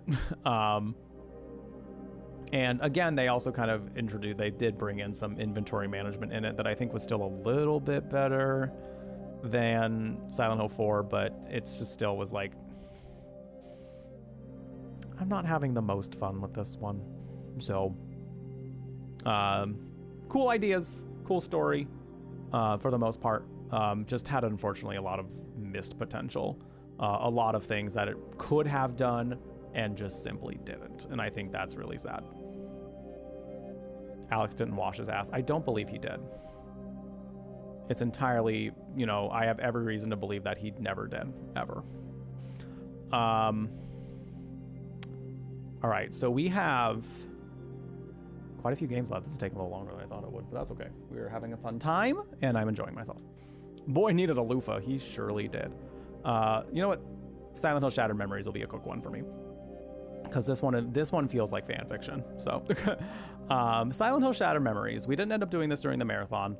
I thought about it, and I was incentivizing it on some level, but I was like, I think we're just gonna not have enough time, and I'd rather incentivize PT for an event in the future anyway. So that's why we did what we did and ditched Shattered Memories. I remember having a fun time with Shattered Memories. It is by no means canon. It is by no means necessarily like the best of the Silent Hill series. If it's your favorite, but listen, I'm not judging. Like, you do you, boo. I'm glad it's your favorite. That's what I said, Smokey. Yeah, that's what I said. Yeah. Well, did you want to come up here or not? I'm talking about Silent Hill Shattered Memories. Did you want to come up? Well, come here. Come here. Find that. I'm trying to pick you up and then you just walk away. Walk away, man.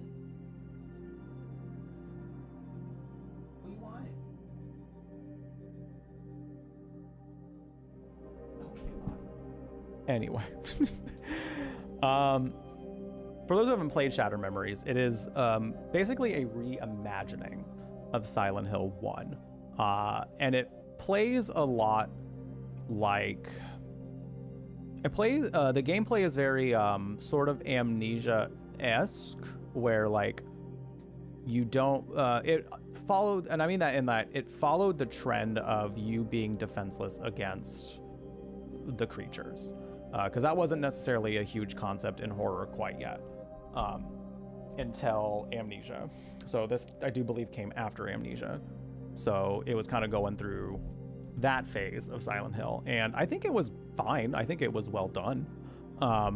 It was a fun time, and the story was fine. But because it is a reimagining of the first one, it's very much like I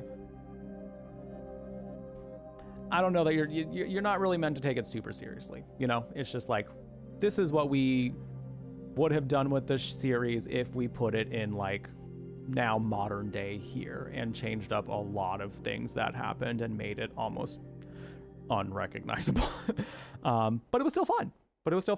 Like, it was still a fun time. So I think for that reason, I'm going to put it on B, to be honest. Like, I know I don't have any like tangible examples to give you as far as like I didn't show you the game itself through the marathon that we've done, but I liked it. Like, I remember just having fun with it. It didn't blow me away. I definitely did not like it more than, you know, Silent Hills 1 and 3. But, you know, it's just how I felt. Just how I felt about it. Dan, welcome in. Get out of the way so we can see.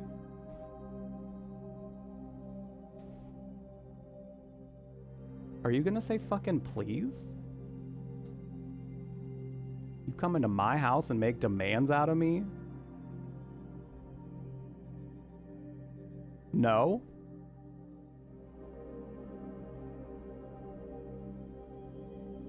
You got one chance to correct that. Ban you? Okay, moving on. Moving on. So yeah, that's why it's at B, because I feel that it was fun. It was a fun time. But I wasn't like blown away by it. It was just kind of a fun time for a fun time. Hi Bam Bam, welcome in. Silent Hill 4 being C might seem blasphemous, but it's justified. The themes are solid, but the gameplay gets serious. Yeah, that's pretty much what I said. Bam Bam, welcome in. Go get some welcome chat for Bam Bam, first time in the chat. Yeah, that's essentially how I felt about it. I think the story itself was honestly very, very well done. I think there could have been a little more that they trickled in story-wise, but I think the story was still very solid. And yeah, the gameplay was really what weighed that one down.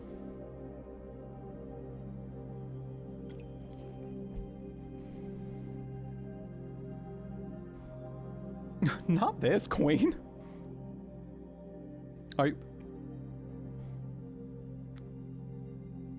Anyway. No, see, I'm not here to fuck around anymore. Like, were that comment to come in like a few years ago, I might have been a little like more dramatic about it, or I might have been a little more like hesitant. I would have been like a little, try to be very respectful, being like, hi, like maybe we shouldn't do that. Maybe we shouldn't like make demands. Like when you come into, I would try to be like overly explain about it, but like, no, you come into my space. I run on the internet. You make demands and be rude about it. No, like, no, fuck you. I don't have to have patience for that. Nuh-uh.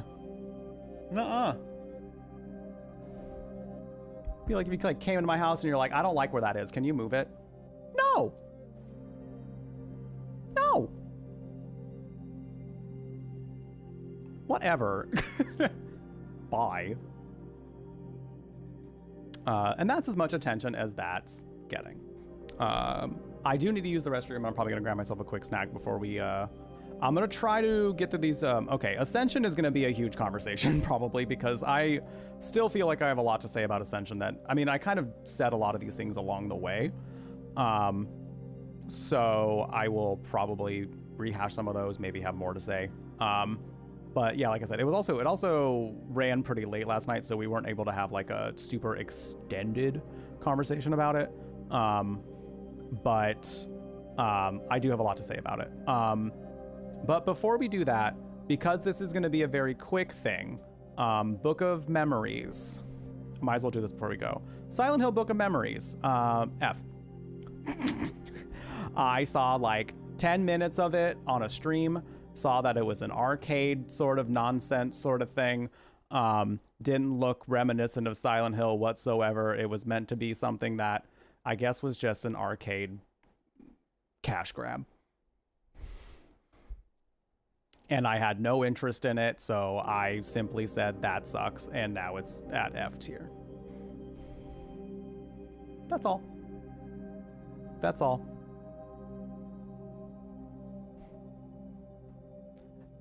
No more to comment on that one. Again, I really don't have a lot of experience with that one at all. I've seen what I've seen of it, and what I saw of it was more than enough. I don't need to play that one. I don't need to spend money on that one. I don't even need to take the time to find some way to play that one. I just simply am saying no thank you, and I don't like it, because what I saw was enough to say that I don't like it. Did we ask for that? I don't think so. Did they give it to us? Yes. Did they do it maybe just for money? I don't even know if that worked well enough for them, to be quite honest. So that's why it is where it is. I have no history, no knowledge to go off of when it comes to this, I'm gonna say. But from what I did see, that's where it goes on my list at the very least.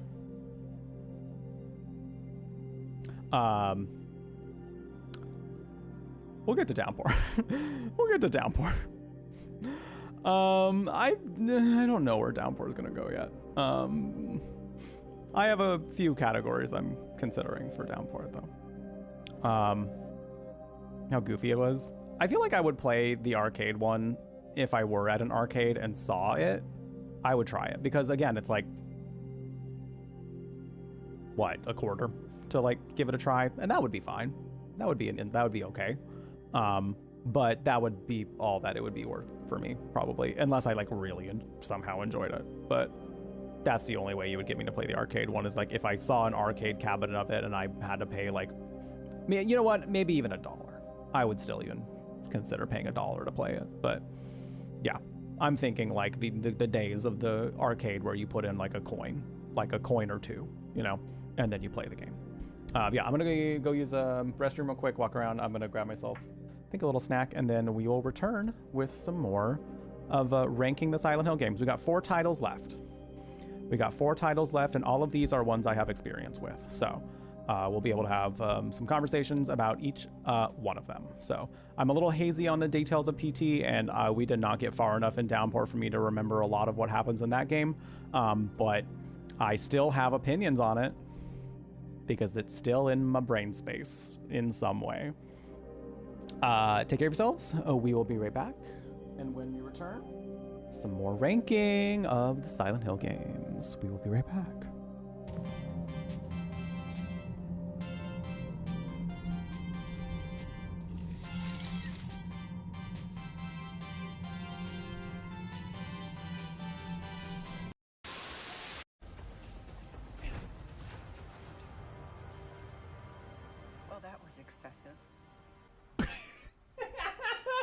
She was like, really like, they're doing too much. They are doing far too much.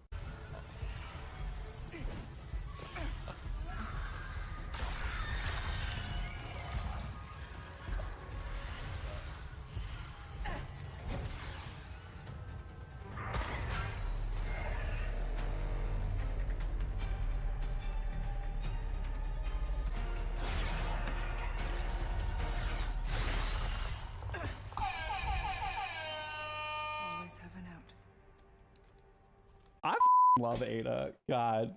I was looking at the eggnog container and it said, oh shit, what did it say? Oh, it said you get all the cream.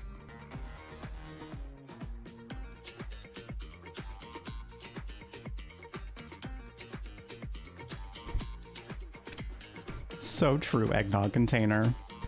So true. So true, bestie. It is what I get. I think we got a troll on our hands. Oh, I have plenty of experience with that.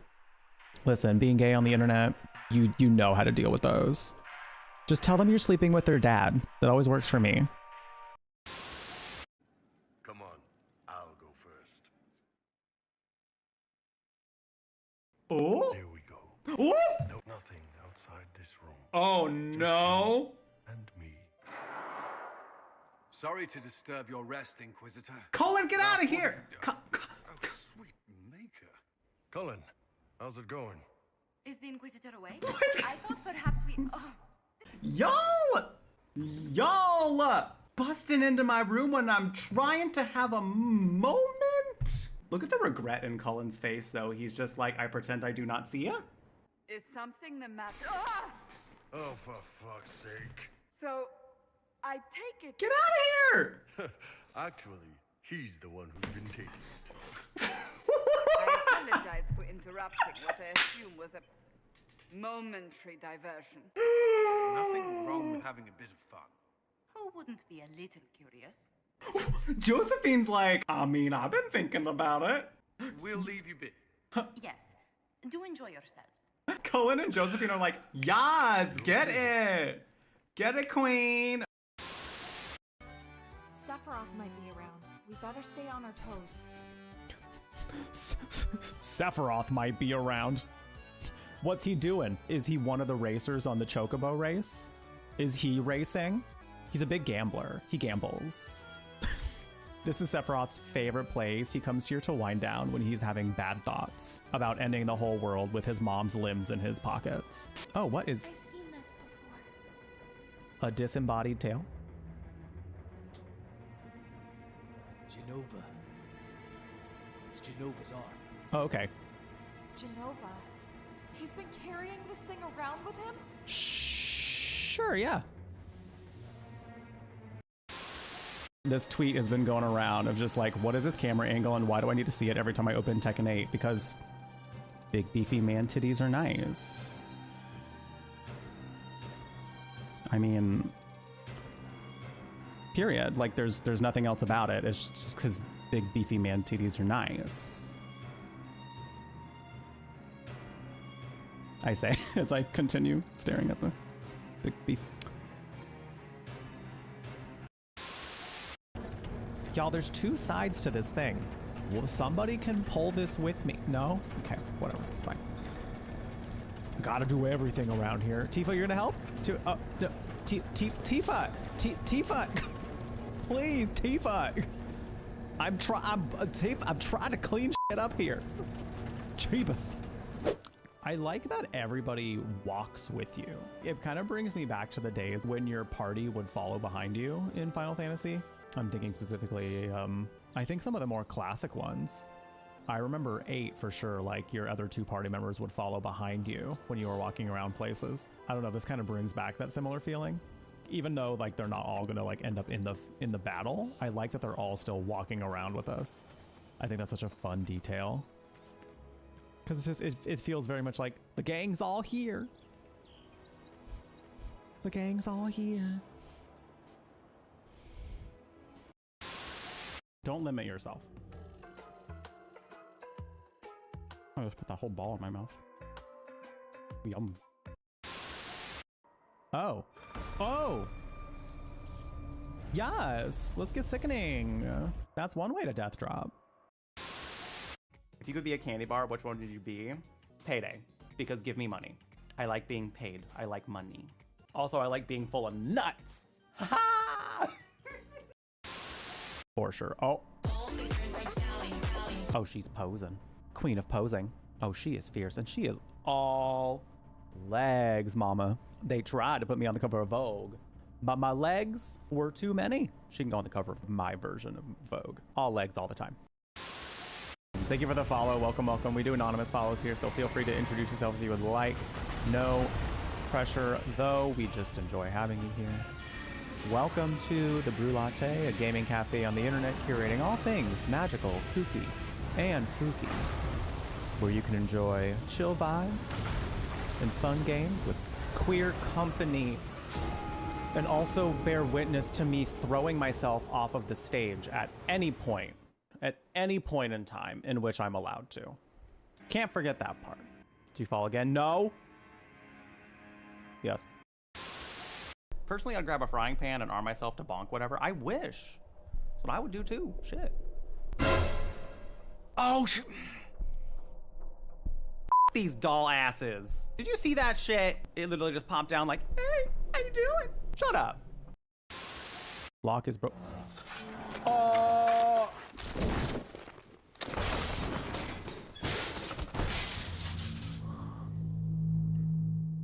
Daddy, please. What you doing out here, Roomba? You need to go back inside. Go back inside, Roomba. You're supposed to clean the inside. Whoops. Whoa, that's beautiful. I'm sorry, before the scene continues, I have to admit something to you all. That was a very pretty landscape that they showed, but I was fully looking at how much, like, Kratos' boobies just protruded from his body. Like, something LGBT just happened to me just now. He's got some giant breasts. He's got big booba. He's got big booba. They're probably like nice pillows. Nice, firm, supportive pillows.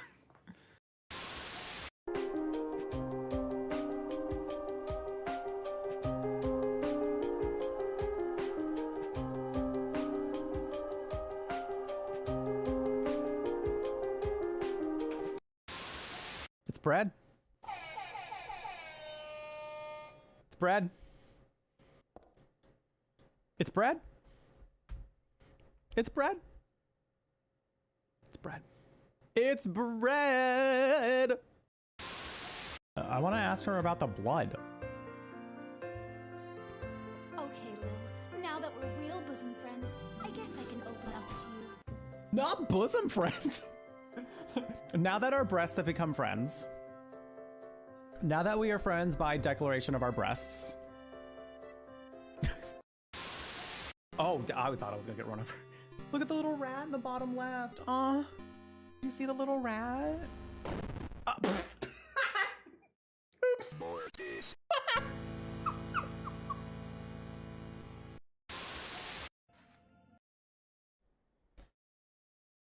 Excuse me.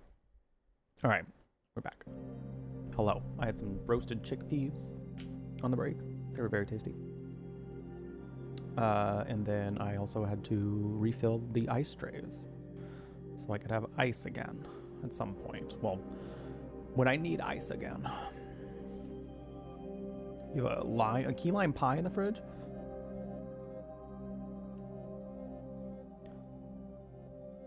Remember, profile picture is what Heather permanently thinks. It's bread. It's bread. It's bread.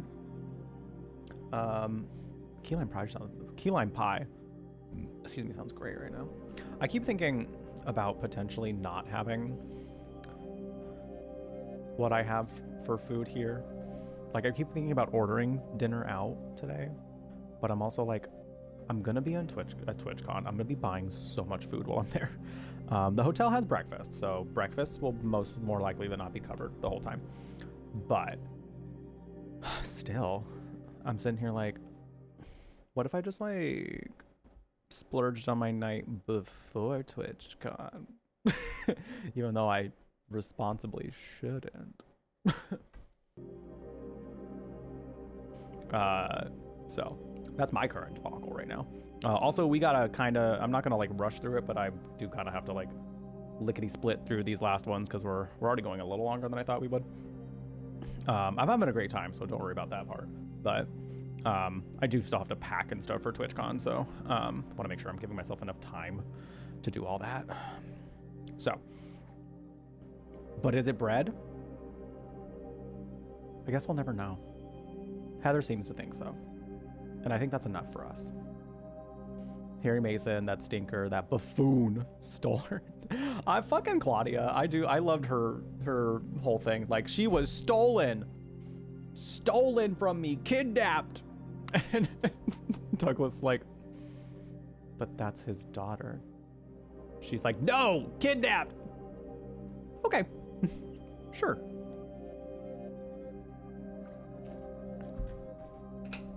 All right, Silent Hill Downpour. Continuing our ranking of the Silent Hill games.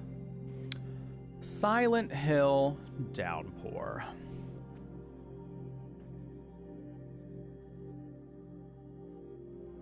Oh, the factor meals. I hope you're enjoying them. Can't remember when you used Jesco, that I'm pretty sure no longer. Yeah, I don't think I want to say they stay good for like a week. I don't know for sure though, but I think they usually put expiration dates on there. But, oh no. Silent Hill Downpour. I had to tap out. In my most recent playthrough of this game, I actually had to tap out. I was miserable. I was not having a fun time. And I don't know how I got through that game originally, like 10 years ago. A little over 10 years ago at this point. I don't know how I did that. I don't know what got me through it, what powered me through that. But I did that. And I don't even remember feeling satisfied after it was all over. So, because I ended up getting a really weird ending, which like happened just because like you had a very, it was like, you become like some monster at some point and you're fighting, like you're trying to chase, who's the girl that's in there? It's the cop girl.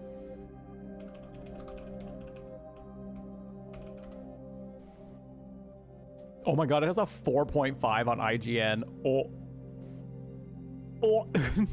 But 87% of people on Google liked it, apparently.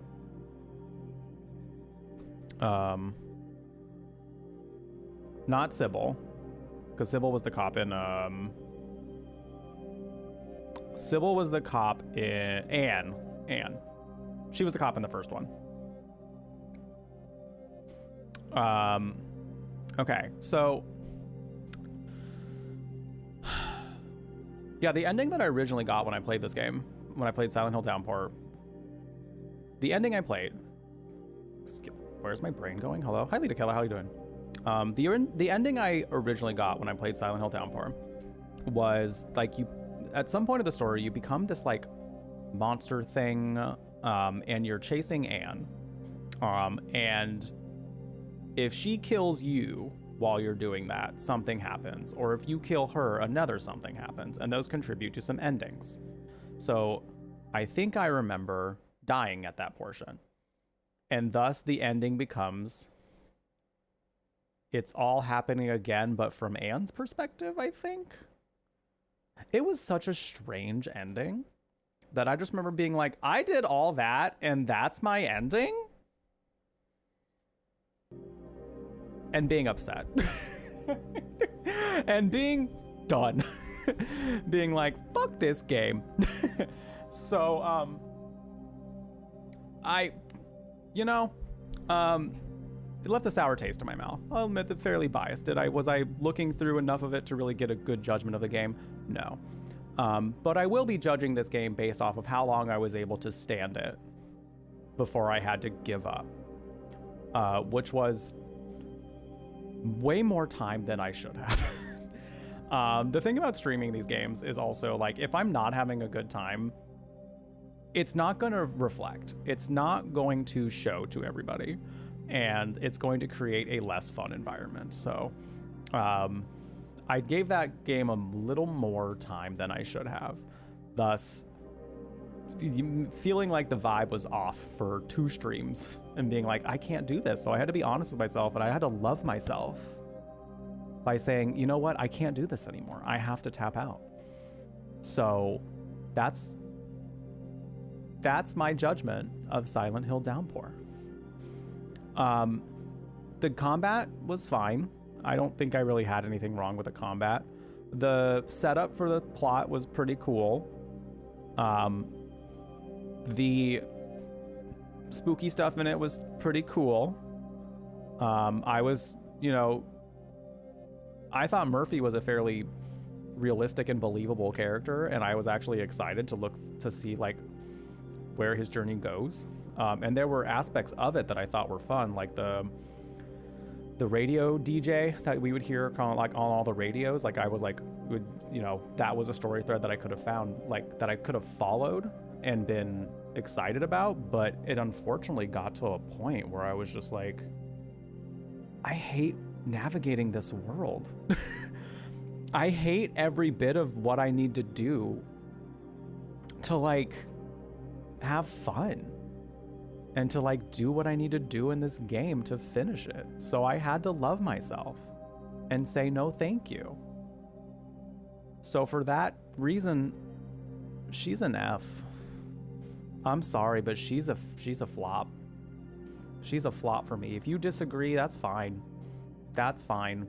I'm not saying that it's a flop overall. I'm not saying that it's a flop like as a project. I'm just saying it's a flop for me. And that's valid. Hey, Leader Killer. I already said hi, but I'll say hi again. You gotta wake up at 7 a.m. That's about what time I have to wake up to. I have to leave my apartment at like 8. Well, I gotta be on the light rail pretty, it's sometime in the morning. I'm not too worried. I'll be all right. By 8:30. You got this, Leader Kill. I believe in you. I believe in you. You've done hard things. You'll be able to do this hard thing. Self-love is realizing Downpour is a flop. Amen to that. Amen to that.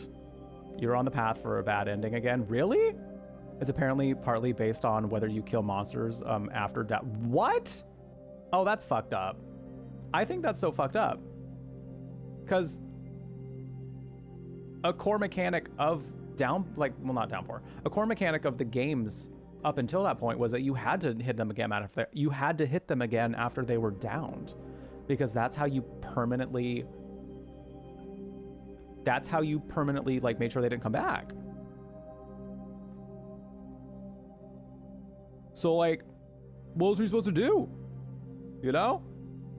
So like the fact that apparently contributes to a bad ending is so silly, because that like it's counterintuitive to what we've done through the whole series. Ugh, that's goofy. That's goofy. Let's make it Downpour in here by hydration. Take some sips. We don't support crustiness in here, and staying hydrated is one way to keep yourself from being crusty. So get hydrated. It's your first time traveling alone. That can be nerve-wracking. That can be a little nerve-wracking, but you got this. You got this. The first time I traveled alone, I was definitely a little nervous too, but once you're in it, you got this. Deep breaths if you need to, and I believe in you. A Downpour out depression's my depression. Real. I feel that too. I feel that too. Flopping harder than a fish on a dock trying to get back into the... So true. So true. All right. PT. Downpour looks like a shallow clone of what I thinks a Silent Hill game is, but not what it actually is. Yeah, that's fair. I think that's a fair way to call it. I just think the fact that they went for such a different format and like doing the whole open world sort of stuff with it, and also making the world so hollow to navigate, just felt so boring. I don't know. It's just, if you liked that out of a Silent Hill game, like that's fair. And if you had the patience to go through it and do the whole process of it, like I know people who like the game but hate how hard it is to get through it. So like, I'm sure there's some good there as you go along the way, but there are definitely some intricacies of it that just are so, why would they do that? You know, kind of a thing. So it's one of those, like, it's really hard to blame people for stopping that one, because it's just not, it's not fun, and you gotta love yourself. We have such a limited time. There's so many games now, so many games in such little time. You know, you got to prioritize which ones you want to do, you know? So if one's not respecting your time in the way you want your time respected, you got to get it out of there. You got to get it out of there. So, PT, since it's a demo, is always not be as good as it could have been. And that's the, yeah, PT is going to be a hard one to judge for me, because it is just a teaser. It's PT stands for playable teaser, and for those who don't know, it was meant to be a playable teaser for Silent Hills, which was a project that Silent Hill fans were really looking forward to, because it was going to have modern graphics at the time. I want to say it was supposed to be slated to come out for like 2017, maybe. Well, you know what? We honestly don't know, because with all the shit that happened with it, it just never came out anyway. So I don't know that we ever got a projected release date. But the graphics for it were very, realistic at the time. So as far as the horror of it, it was very well done. Like, it was visceral. It was like, it was terrifying. Like, even to like veteran horror fans, like I feel like there was one where you were just like, oh, this is freaky. So I myself never actually got to play PT, because by the time I realized that PT was even available, by the time I really realized that PT was even a thing that like I could really do, I heard that it was also taken off of the store. So by the time I could think of getting it onto my PS4, it was gone. They took it off the PlayStation Store. If you had it on there, then it was yours. But it just was not available after that. So if you missed out on it, you better hope that like someone else has it if you want to actually play it, or you get to watch a playthrough of it. So I ended up watching a playthrough of it, and I loved it. I thought it was so cool. But because it is a demo, it's very like, it's hard to judge it because there's like, it is just such a small section of what could have been. So I think for that, yeah, one of the most influential like it inspired games. Like it inspired a format of games to become like spiritual successors of it. Did any of them do it as good as PT? We'll leave that for you to decide.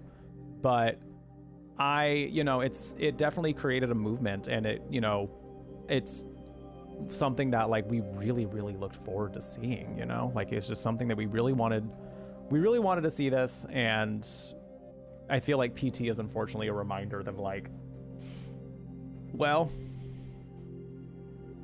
here we are. Here we are. The project we won't get to see anymore. And for that, I think I'm just going to go ahead. I think it's going to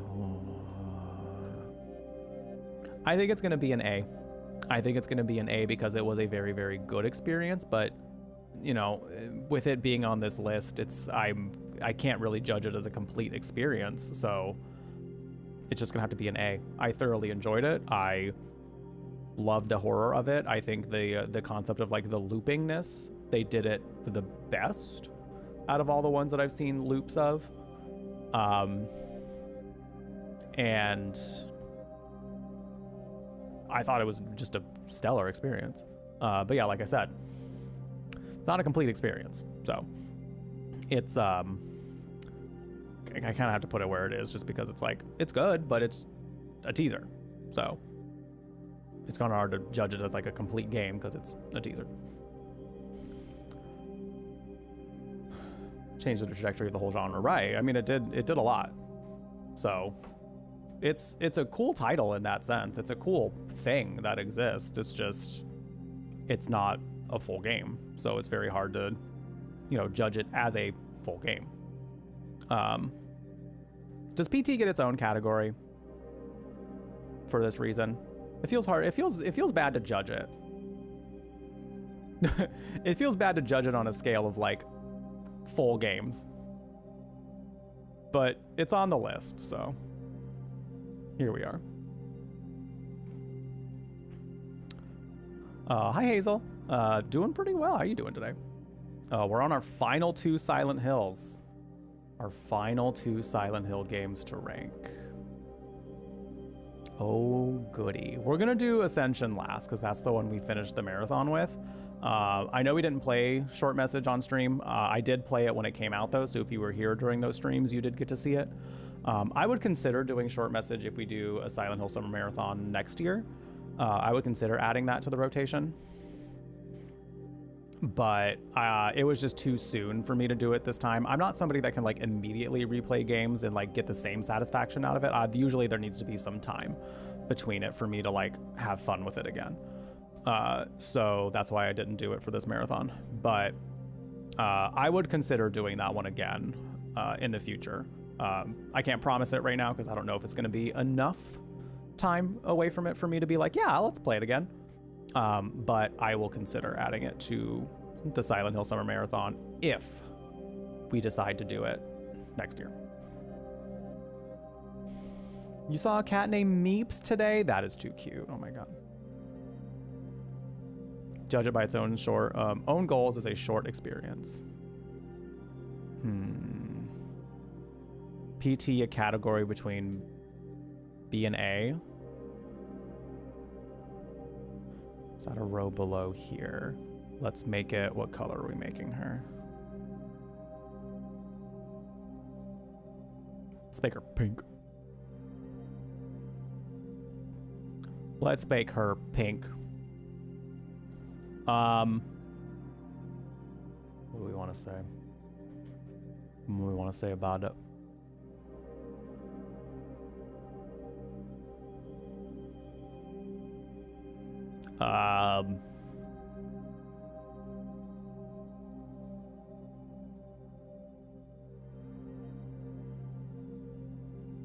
Just for PT. But then we're going to get questions of why is it between A and B? Why is it not just A or S?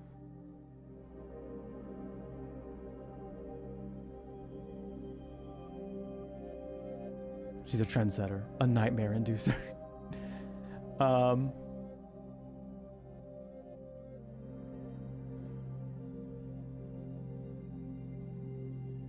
The most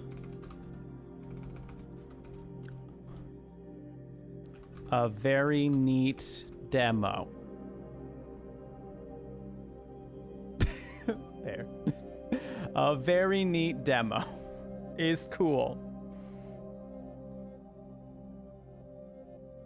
I can't really, it's like one of those things where it's like kind of hard to say anything else about it because it's meant to be a teaser, so. It's just a very neat demo. She gets her own category. All right. Silent Hill, the short message. What I will say is really cool about Silent Hill, the short message is this game is free to play. So if you have not yet played Silent Hill, the short message, I encourage you to play Silent Hill, the short message. I think it's...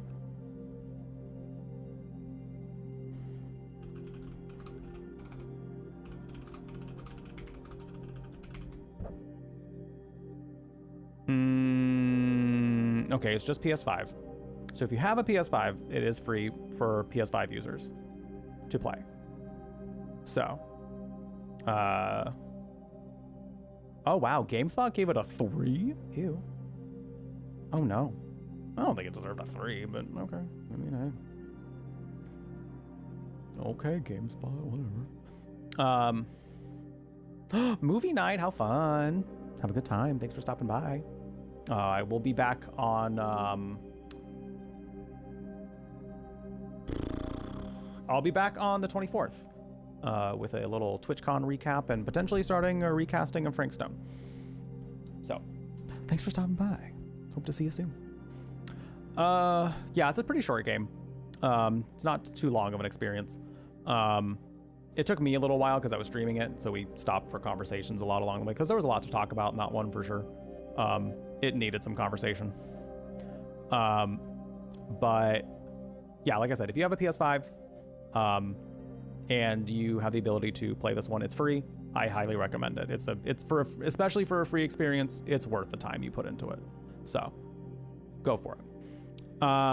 Short message. I liked it. I don't know that I loved it. I really didn't. It was very like, okay. Like it was, the interpersonal drama between the friends that were in there, I think was pretty well done. I think it was a little muddy at times. Like sometimes it was like, wait, who's she talking about? And what's going on here? Like it was a little hard to follow at some points, I will say. But once the game kind of explained itself in some way, it was like, okay, this was a fine experience. So I was not offended by it by any means. And I think it was a pretty good time. I mean, seeing freaking Cherry Blossom Pyramid Head, what do they call it? Like the fandom gave him like a very specific name at some point.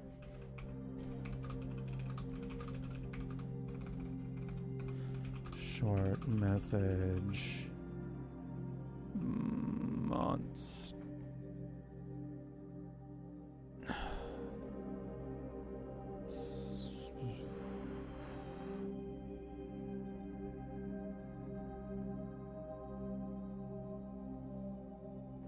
It was very like, it was a cool design. Like I actually thought it was neat. Sakura head, thank you. Okay. That's what people called it because of the cherry blossoms.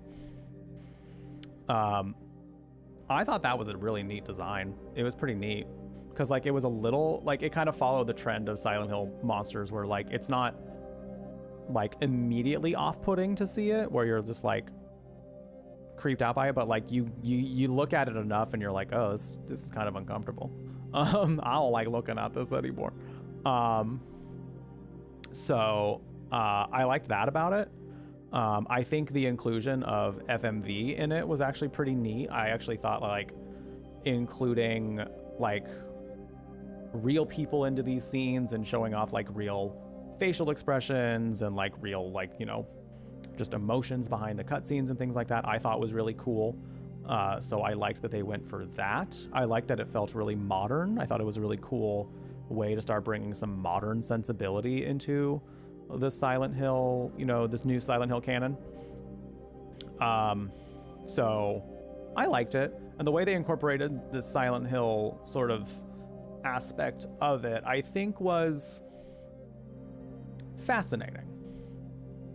I think it was fascinating, and I think it, you know, you can leave it up to interpretation on whether or not you felt it worked. Just because it is a free experience, and I do encourage people to have their own experience of it. I kind of will leave that to you. But I thought it was fine. I thought it was a fine experience. Dialogue felt weird for you, not in the nice way. I think the dialogue definitely could have been refined a little bit. If some of it felt very forced and very it felt very MTV teen drama. Much like something else we're about to talk about. But in a way where it was still entertaining, in a way that was still like, all right, like I'm getting the motivations and characters and I'm getting what I need to out of this. But yeah, it was not it was fine. Again, it was very much just fine. And for that reason, I think I'm going to put it at C, because a lot of the gameplay sections too very much were like, don't get caught by the monster, run away from the monster while doing all your objectives. And I hated that because that is a lot of what horror is at the time that this came out. It was fine. I just think the thing is like when you're being chased by something constantly in a section, it kind of makes it really hard to actually like observe the settings. And atmosphere is such a huge part of Silent Hill that like not really getting to absorb the atmosphere in the short message, I think did it a little bit of an injustice. So that's why I'm going to put it at C, because like it could have been really good. It was just, unfortunately, it was just average. I think it was pretty average. I wasn't offended by it. I wasn't particularly blown away by it. It was fine. It was fine.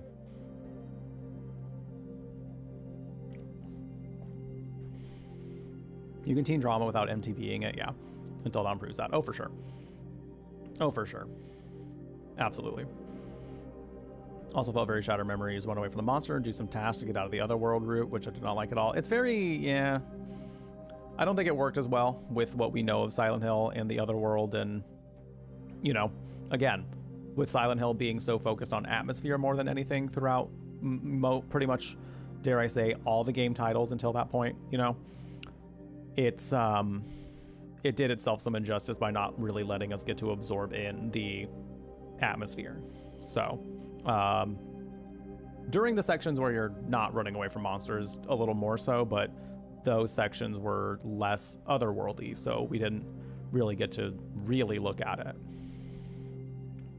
Bonus round, Visage. Oh, that's not Silent Hill related. I can give my opinions on that And maybe if I have some time after we're done ranking, if I feel like getting my opinions of it in, feel free to remind me. But I'm kind of working on some short amount of time here. Because I do have a thoughts on that one for sure.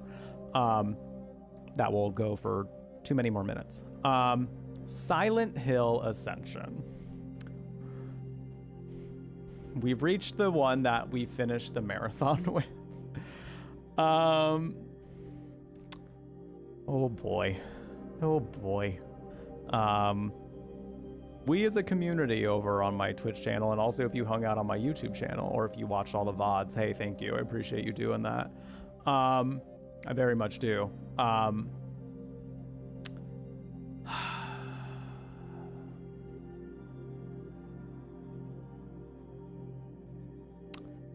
going to go out on a limb, and I know this might be controversial, so I'm going to be controversial yet brave, and say that I think it deserves the Emmy that it got.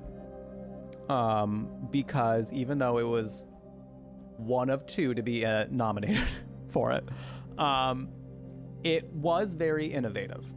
It did something that we have really not ever seen before, and I think as far as executing that concept, not looking at the story, not looking at anything else, I think just looking at it as a medium of entertainment based on just that experience, I think it was very innovative. I was very excited when I heard what it was going to be. But then when I was reading, breakdowns of what people were like, this is how it could go, giving audience participation for something like this could be really, I don't know. Well, I think we kind of saw why it didn't end up working very well. And it's very hard for me to know if it didn't work very well because the writers just weren't given enough time to fine-tune it enough to make it work well, because Silent Hill Ascension is essentially like a choose-your-own-adventure horror game, just with a whole bunch of people getting to contribute to what choices get made. So the situations that went down, like, I just don't know how much time they had to make it a very smooth experience for the decisions throughout the experience, thus making it a very messy show to watch. like I was saying, that it was like Silent Hill the soap opera, Silent Hill the reality TV show, Silent Hill the MTV drama, because there were some points where it went from 0 to 60 in drama, and I was like, what? Why are we doing that? The fuck? So it was jarring most of the way. However, the setup for the story and the premise was cool. We were like, I remember specifically saying, and also people in chat being like, I don't know why people said this is bad. This is pretty good so far.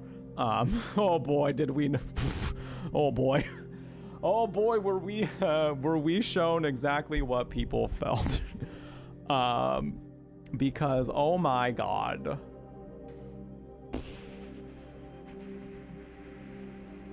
It was a wild ride. And we went on that for a few days.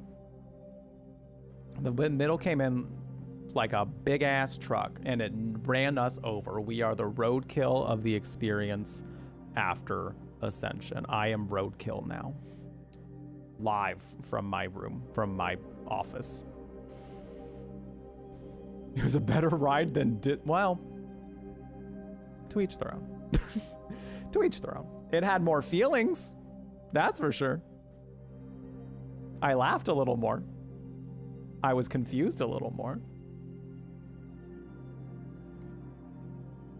I feel like the team working on the technical options and the writing team both had touches of genius, and they worked at odds to each other. Unfortunately, I do unfortunately think that happened, because the reason I say that is because, yes, the setup for the story was good. I was like, this is fine. Like, this is how you set up a story like this. And the endings were, except for one, maybe two. The endings, a lot of the ways that they wrapped up character stories were really good. It was weird to be like, wait, why is this really well written? And why is the dialogue actually like well written, and why am I having a little bit of emotions while watching this? Like, it was good. So it was really weird to like go from like the mindset of this is just trash TV and we're here to laugh to suddenly we're getting bodied by emotions and good storytelling. So like the last few episodes, I was like, what's happening? Are we hallucinating this all together, or did the show suddenly get better? So it was a wild experience. It was weird. I would consider watching through that again. I cannot promise that I will do it again next year. Maybe the year after that, if the Silent Hill Summer Marathon continues to be a thing for years to come. But that was a long and arduous experience. Honestly, I think the only way I would watch it through it again is if you let me take a big fat edible before every session. I think that's the only way I'd do it. Maybe. Even then, a hard maybe, because there are other ways we can spend our time. I think this one needs some more time for me to like spend some time away from it before I consume it again. This all being said, it's not without its good points. I think it had some good stories to tell. And it was unfortunately very much discredited by how messy the middle of it was, because they were trying to give us moments of the story through the middle, which again was a fucking mess. Like, to put it plainly, like, I don't even why I would try to be nice about it, but it was messy, mama. It was a mess. And like,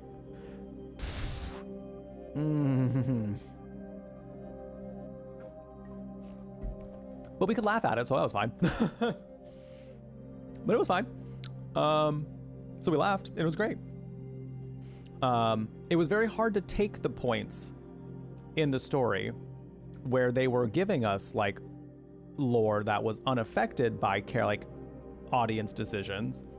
It was hard to take a lot of that seriously because it was sprinkled in among a lot of just garbage they were trying to feed us through innovation. And again, I don't want to discredit the innovative aspect of the way that they tried to entertain us, because the concept alone is innovative and I would love to see it done well, mind you. However, the final product we got with Silent Hill Ascension is not a good example of how this could have been done perfectly. So, or at least in a way to where there's more of a consensus of like, this was fun. Just fun. We had fun because we made it fun. We hallucinated it, and it had decent writing toward the end. So true, though. So true. Jeff needs to be ascending to do Ascension again. You're right, though. You're right. 100%. 100%. So, all of that said, where do I put Silent Hill Ascension? I still don't know exactly where I want to put it.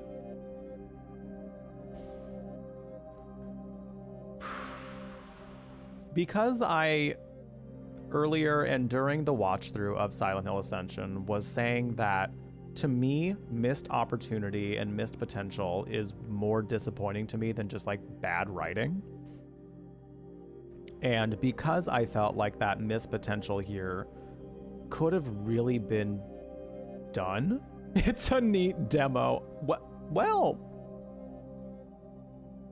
you know what's wild is that it would fit that category in some weird way. In some weird way, it kind of would. But what I'm going to do with Ascension, because I unfortunately can't judge it, I have to judge it as an entire experience here and not just as it being innovative. Because the Emmy category it was nominated in was based off of innovation in like entertainment.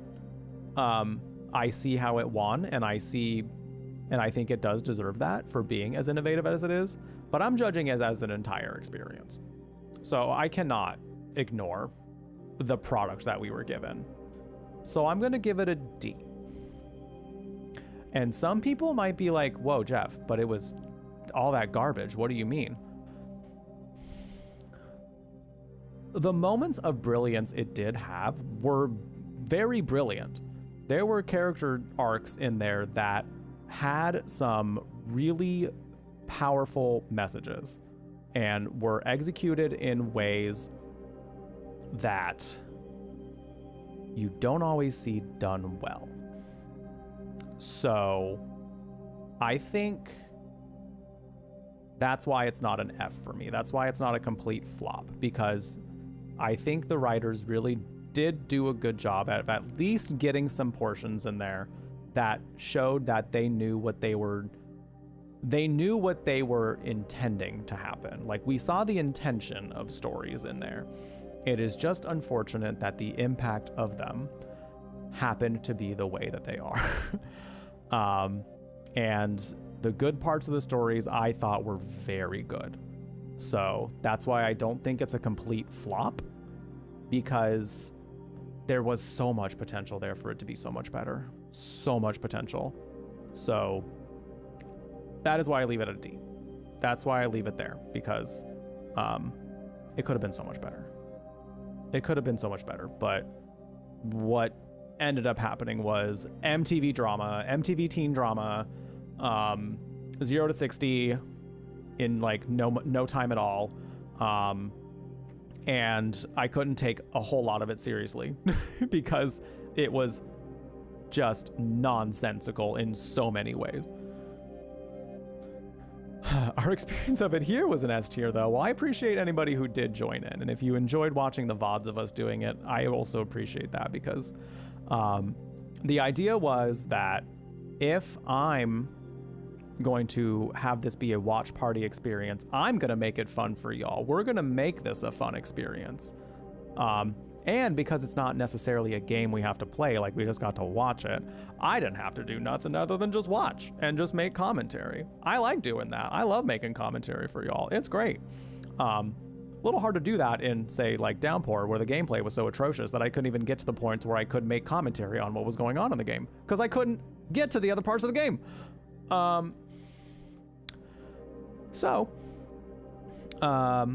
We did make it a fun experience, because I was determined to, and I knew it'd be easy anyway, so you're welcome. Ariana Grande coming in saying, SpongeBob ranking when? S tier. I love SpongeBob. SpongeBob was one of my favorite cartoons growing up, so hope that helps.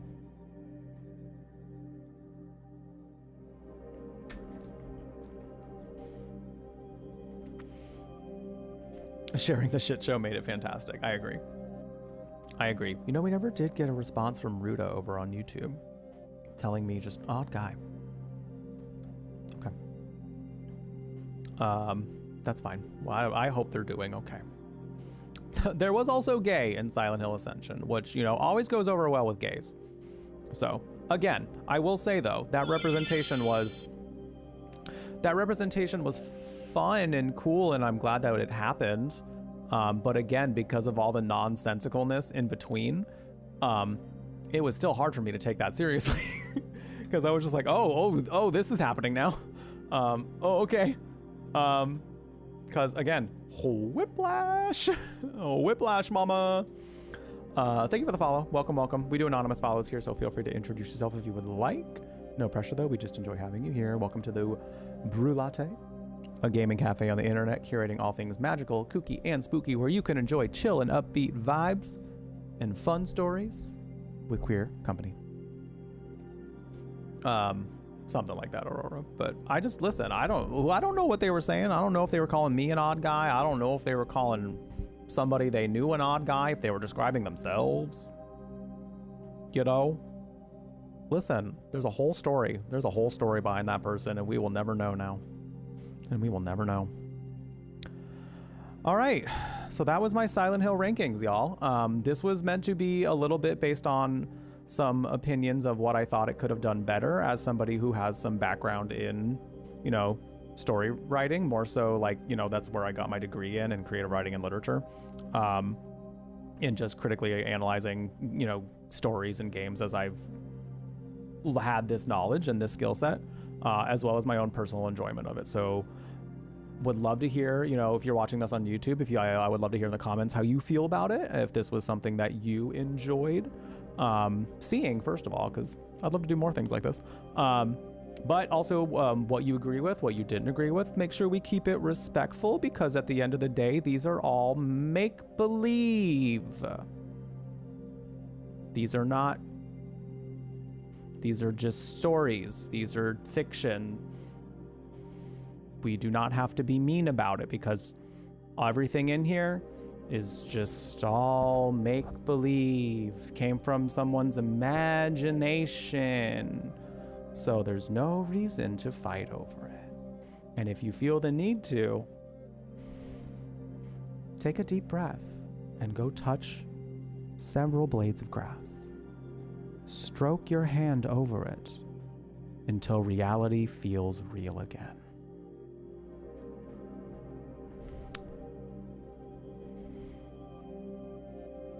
Anyway, now, what I will say is we do have Silent Hill 2 Remake coming pretty soon. We have Silent Hill 2 Remake on the way. And I did kind of want to give my thoughts a little bit about how I feel about it coming up now. As far as Silent Hill 2 Remake goes, let me just pull up a little something.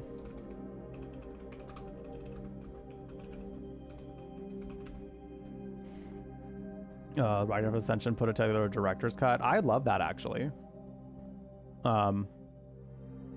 Without audience participation, I would have actually really liked that, because again, it was messy. So if we got to see the story that they would have told from start to finish in the stories that they wanted to see for each character, or what they thought would be best for each character, yeah, I would have loved to see that. I would have loved to see that. Because the writers, I think, did enough for me to gain their trust in like how I felt they knew how to tell a story in the beginning and the ends. So that's why I was like, the middle of this had to have been so influenced by the format of like how they needed to create so many different potential situations here, and maybe just didn't have enough time to make them all incredibly cohesive. So yeah, that's kind of how I feel about it. My thoughts on the remake are that I'm looking forward to it. I'm trying to just like pull up a picture, just to like, not that I really need to like. What's this one? I'll just leave it here. I'm looking forward to Remake. I'm looking forward to Silent Hill Remake. I'm looking forward to Silent Hill 2 Remake, because I think at the end of the day, this is like the game that I think of when somebody asks me what my favorite game is. I immediately say Silent Hill 2, because it left the biggest impression on me as far as horror and storytelling goes. It is such a marvel in the genre of like heavy-hitting stories and great horror and you know, tank controls aside, fun gameplay. Tank controls can be debatable for you. I don't like them, but you know, I was willing to look past that for just how good the story is. So thank you very much for stopping by, Ursa. Thank you. I hope to see you soon. Thank you for clipping that, Hazel. Thank you, because people need to hear that.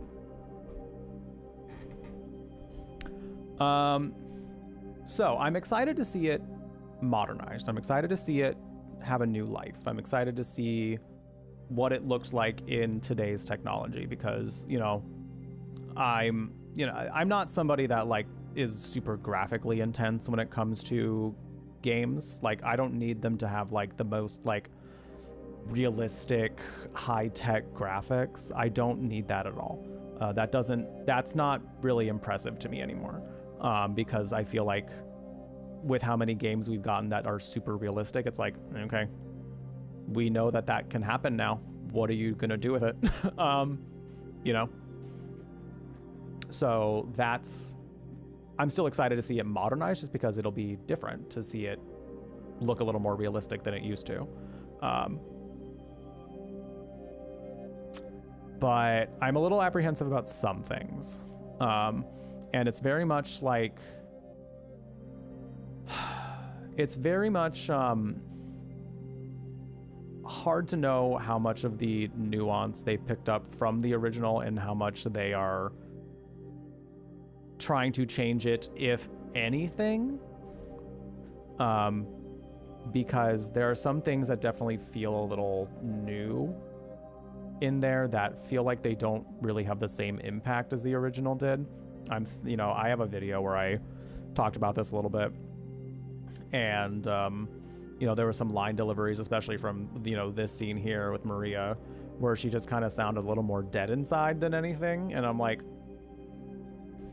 but Maria was always very emotionally volatile. She went from like one end of the spectrum in her emotions to the other end of the spectrum in zero time at all.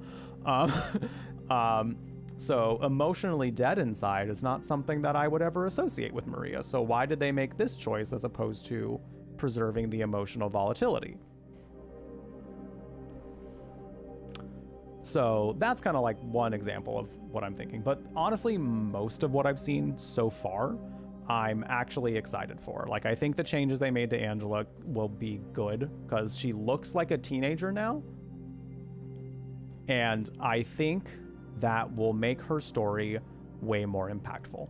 I know that there was some like talk around like, oh, but like abuse ages you, so that's why she looked the way they did, and that's why it was fine. I'm not saying the original wasn't fine. What I'm saying is, I think visually, if we see someone that we think, ah, yes, teenager, then the actual events that we're witnessing as the story goes on are going to hit in a way that makes us think, oh God, this is happening to a teenager as it's happening. So that's why I like the change that they're doing here. Her voice is a little more deadpan than it was in the original, and I don't think that's a bad thing, again, because of her circumstances. She has gone through a lot, so it would make sense for her to be incredibly depressed to the point where maybe that's the only inflection her voice can do, you know? So I'm willing to wait and see what her performance will be like after seeing it change, because I think it could still work. I think the changes, you know, they made to Eddie are really, really good. I'm actually very excited to see Eddie in the new one. Laura feels like a great, like they're doing great with her so far. Albeit I have not watched a whole lot of the gameplay trailers, so I can't really say much about it gameplay wise. But I would say overall, I'm looking forward to it. There are some things that I'm keeping my eye on and hoping for the best with, and would like to be pleasantly surprised about. But I think for the most part, yeah, I'm excited. I would say I'm apprehensively excited. I've also always said, like, especially since seeing the most recent story trailers, I feel that it will be a good game. I'm very convinced that it will be a good game. I am wanting it very much to be a great game.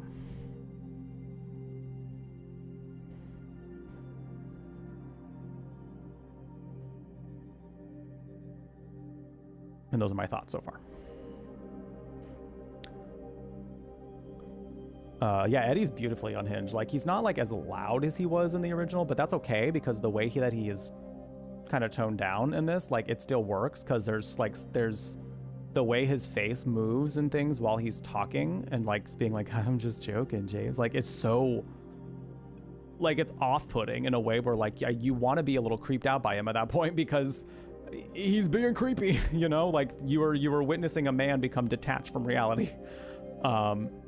So that scene, if it hits in a way where you really feel that more because of like the different voice acting that they were able to that they gave him, coupled with like being able to look that close at like faces that have more micro expressions than what we've seen in past graphics, like Eddie's arc has the potential to be like just spine chilling even. So I'm very excited for his. I'm very, very excited. But yeah, thank you all for joining me on my tier maker. Thank you for joining me in ranking all the Silent Hill games. I appreciate it. I had a fun time chatting with y'all about it in chat if you've been here through it. And yeah, I just love this series. I just love this series a lot. So if you just wanted to listen to me yap about it, it means a lot. If you're looking forward to Silent Hill 2 Remake as well, if this is a series that you really enjoy, I appreciate you listening to me yap about it. Thank you, thank you. It's very nice. Drink some water. My throat's getting a little dry.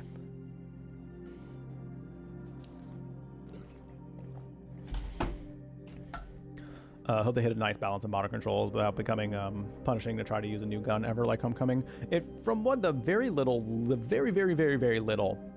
gameplay that I have seen, it looks like they're taking some notes from like modern Resident Evil games.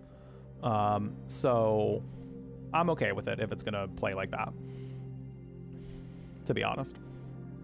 So what they may do some of their own touches to make it like unique individually, but honestly, if it plays a lot like the modern Resident Evil games have been, like, I will be fine with the gameplay.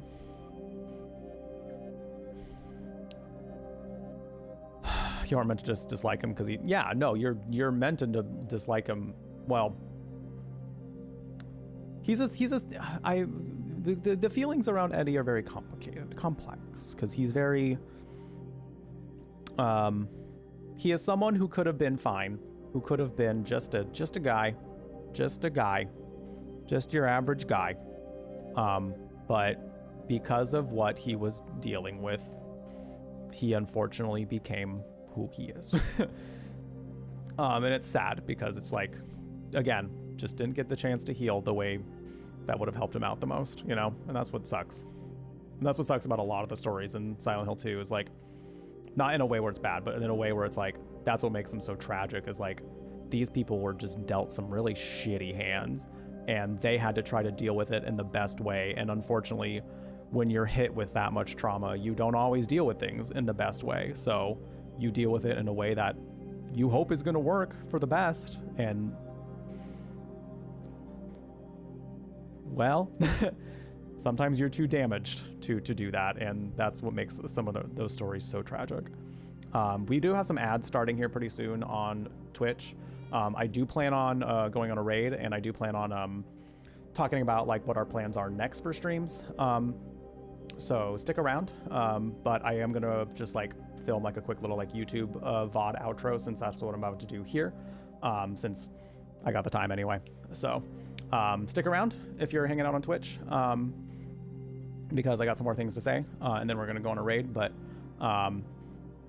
yeah. Do what you got to do if you need to. If you got to get up and, you know, use the restroom or whatever, we're going to be having 3 minutes of ads here pretty soon. So thanks for being here. See you on the other side. I'm going to talk about TwitchCon and things like that, and what we got coming up. So thanks for being here. I appreciate it. Also, sticking around during the ad breaks does help the channel. So I really want to say thank you again to anybody who's not subscribed who does stick around. So thank you. Okay, YouTube outro mode. So yeah, thank you so much for watching this. I really, really appreciate it. If you've been hanging out here and you have yet to subscribe, don't forget to click that subscribe button. I put the thumb up. Like the video too if you had a good time. So, you know, that also helps. Yeah, don't forget to subscribe. I probably won't be uploading for a little bit while I'm away at TwitchCon, just because I unfortunately kind of ran out of time to get some videos edited beforehand. So I will be back to streaming live again on Tuesday, the 24th. I'm just checking my dates. Yep, Tuesday the 24th. I will most likely, if I have the time, and I should have the time, be starting recasting of Frank Stone. So if that's something you want to see, don't forget to be subscribed to the channel. And I also have all my socials in the links below, so don't forget to follow any of those so you can catch photos of me out and about doing things. My opinions on stuff. I typically like do like a lot of reactions to like news and things like that on my Twitter and whatnot. Post random stories on my Instagram. Like I do a lot of stuff on social media, so don't forget to follow me in any of those as well. Also, if you've liked any of the marathon, this is kind of like a wind down of it. So if you've been enjoying it, I do a lot of horror games. I do a lot of fantasy RPGs. So if you wanted to stick around, you can see more of that in the coming days as well. Also, if you've enjoyed any of this, I do have a Ko-fi that I do believe is linked in the description below as well. So if you enjoyed your time and you wanted to give me a little tip to say thanks for this long marathon that I'm put on for you, it would mean a lot. No pressure, of course. You got to take care of yourself first because we're in some economic times. But you know, you do you first. But yeah, thank you so much for being here. Thank you for enjoying the marathon with me and for sticking around to rank all the games with me.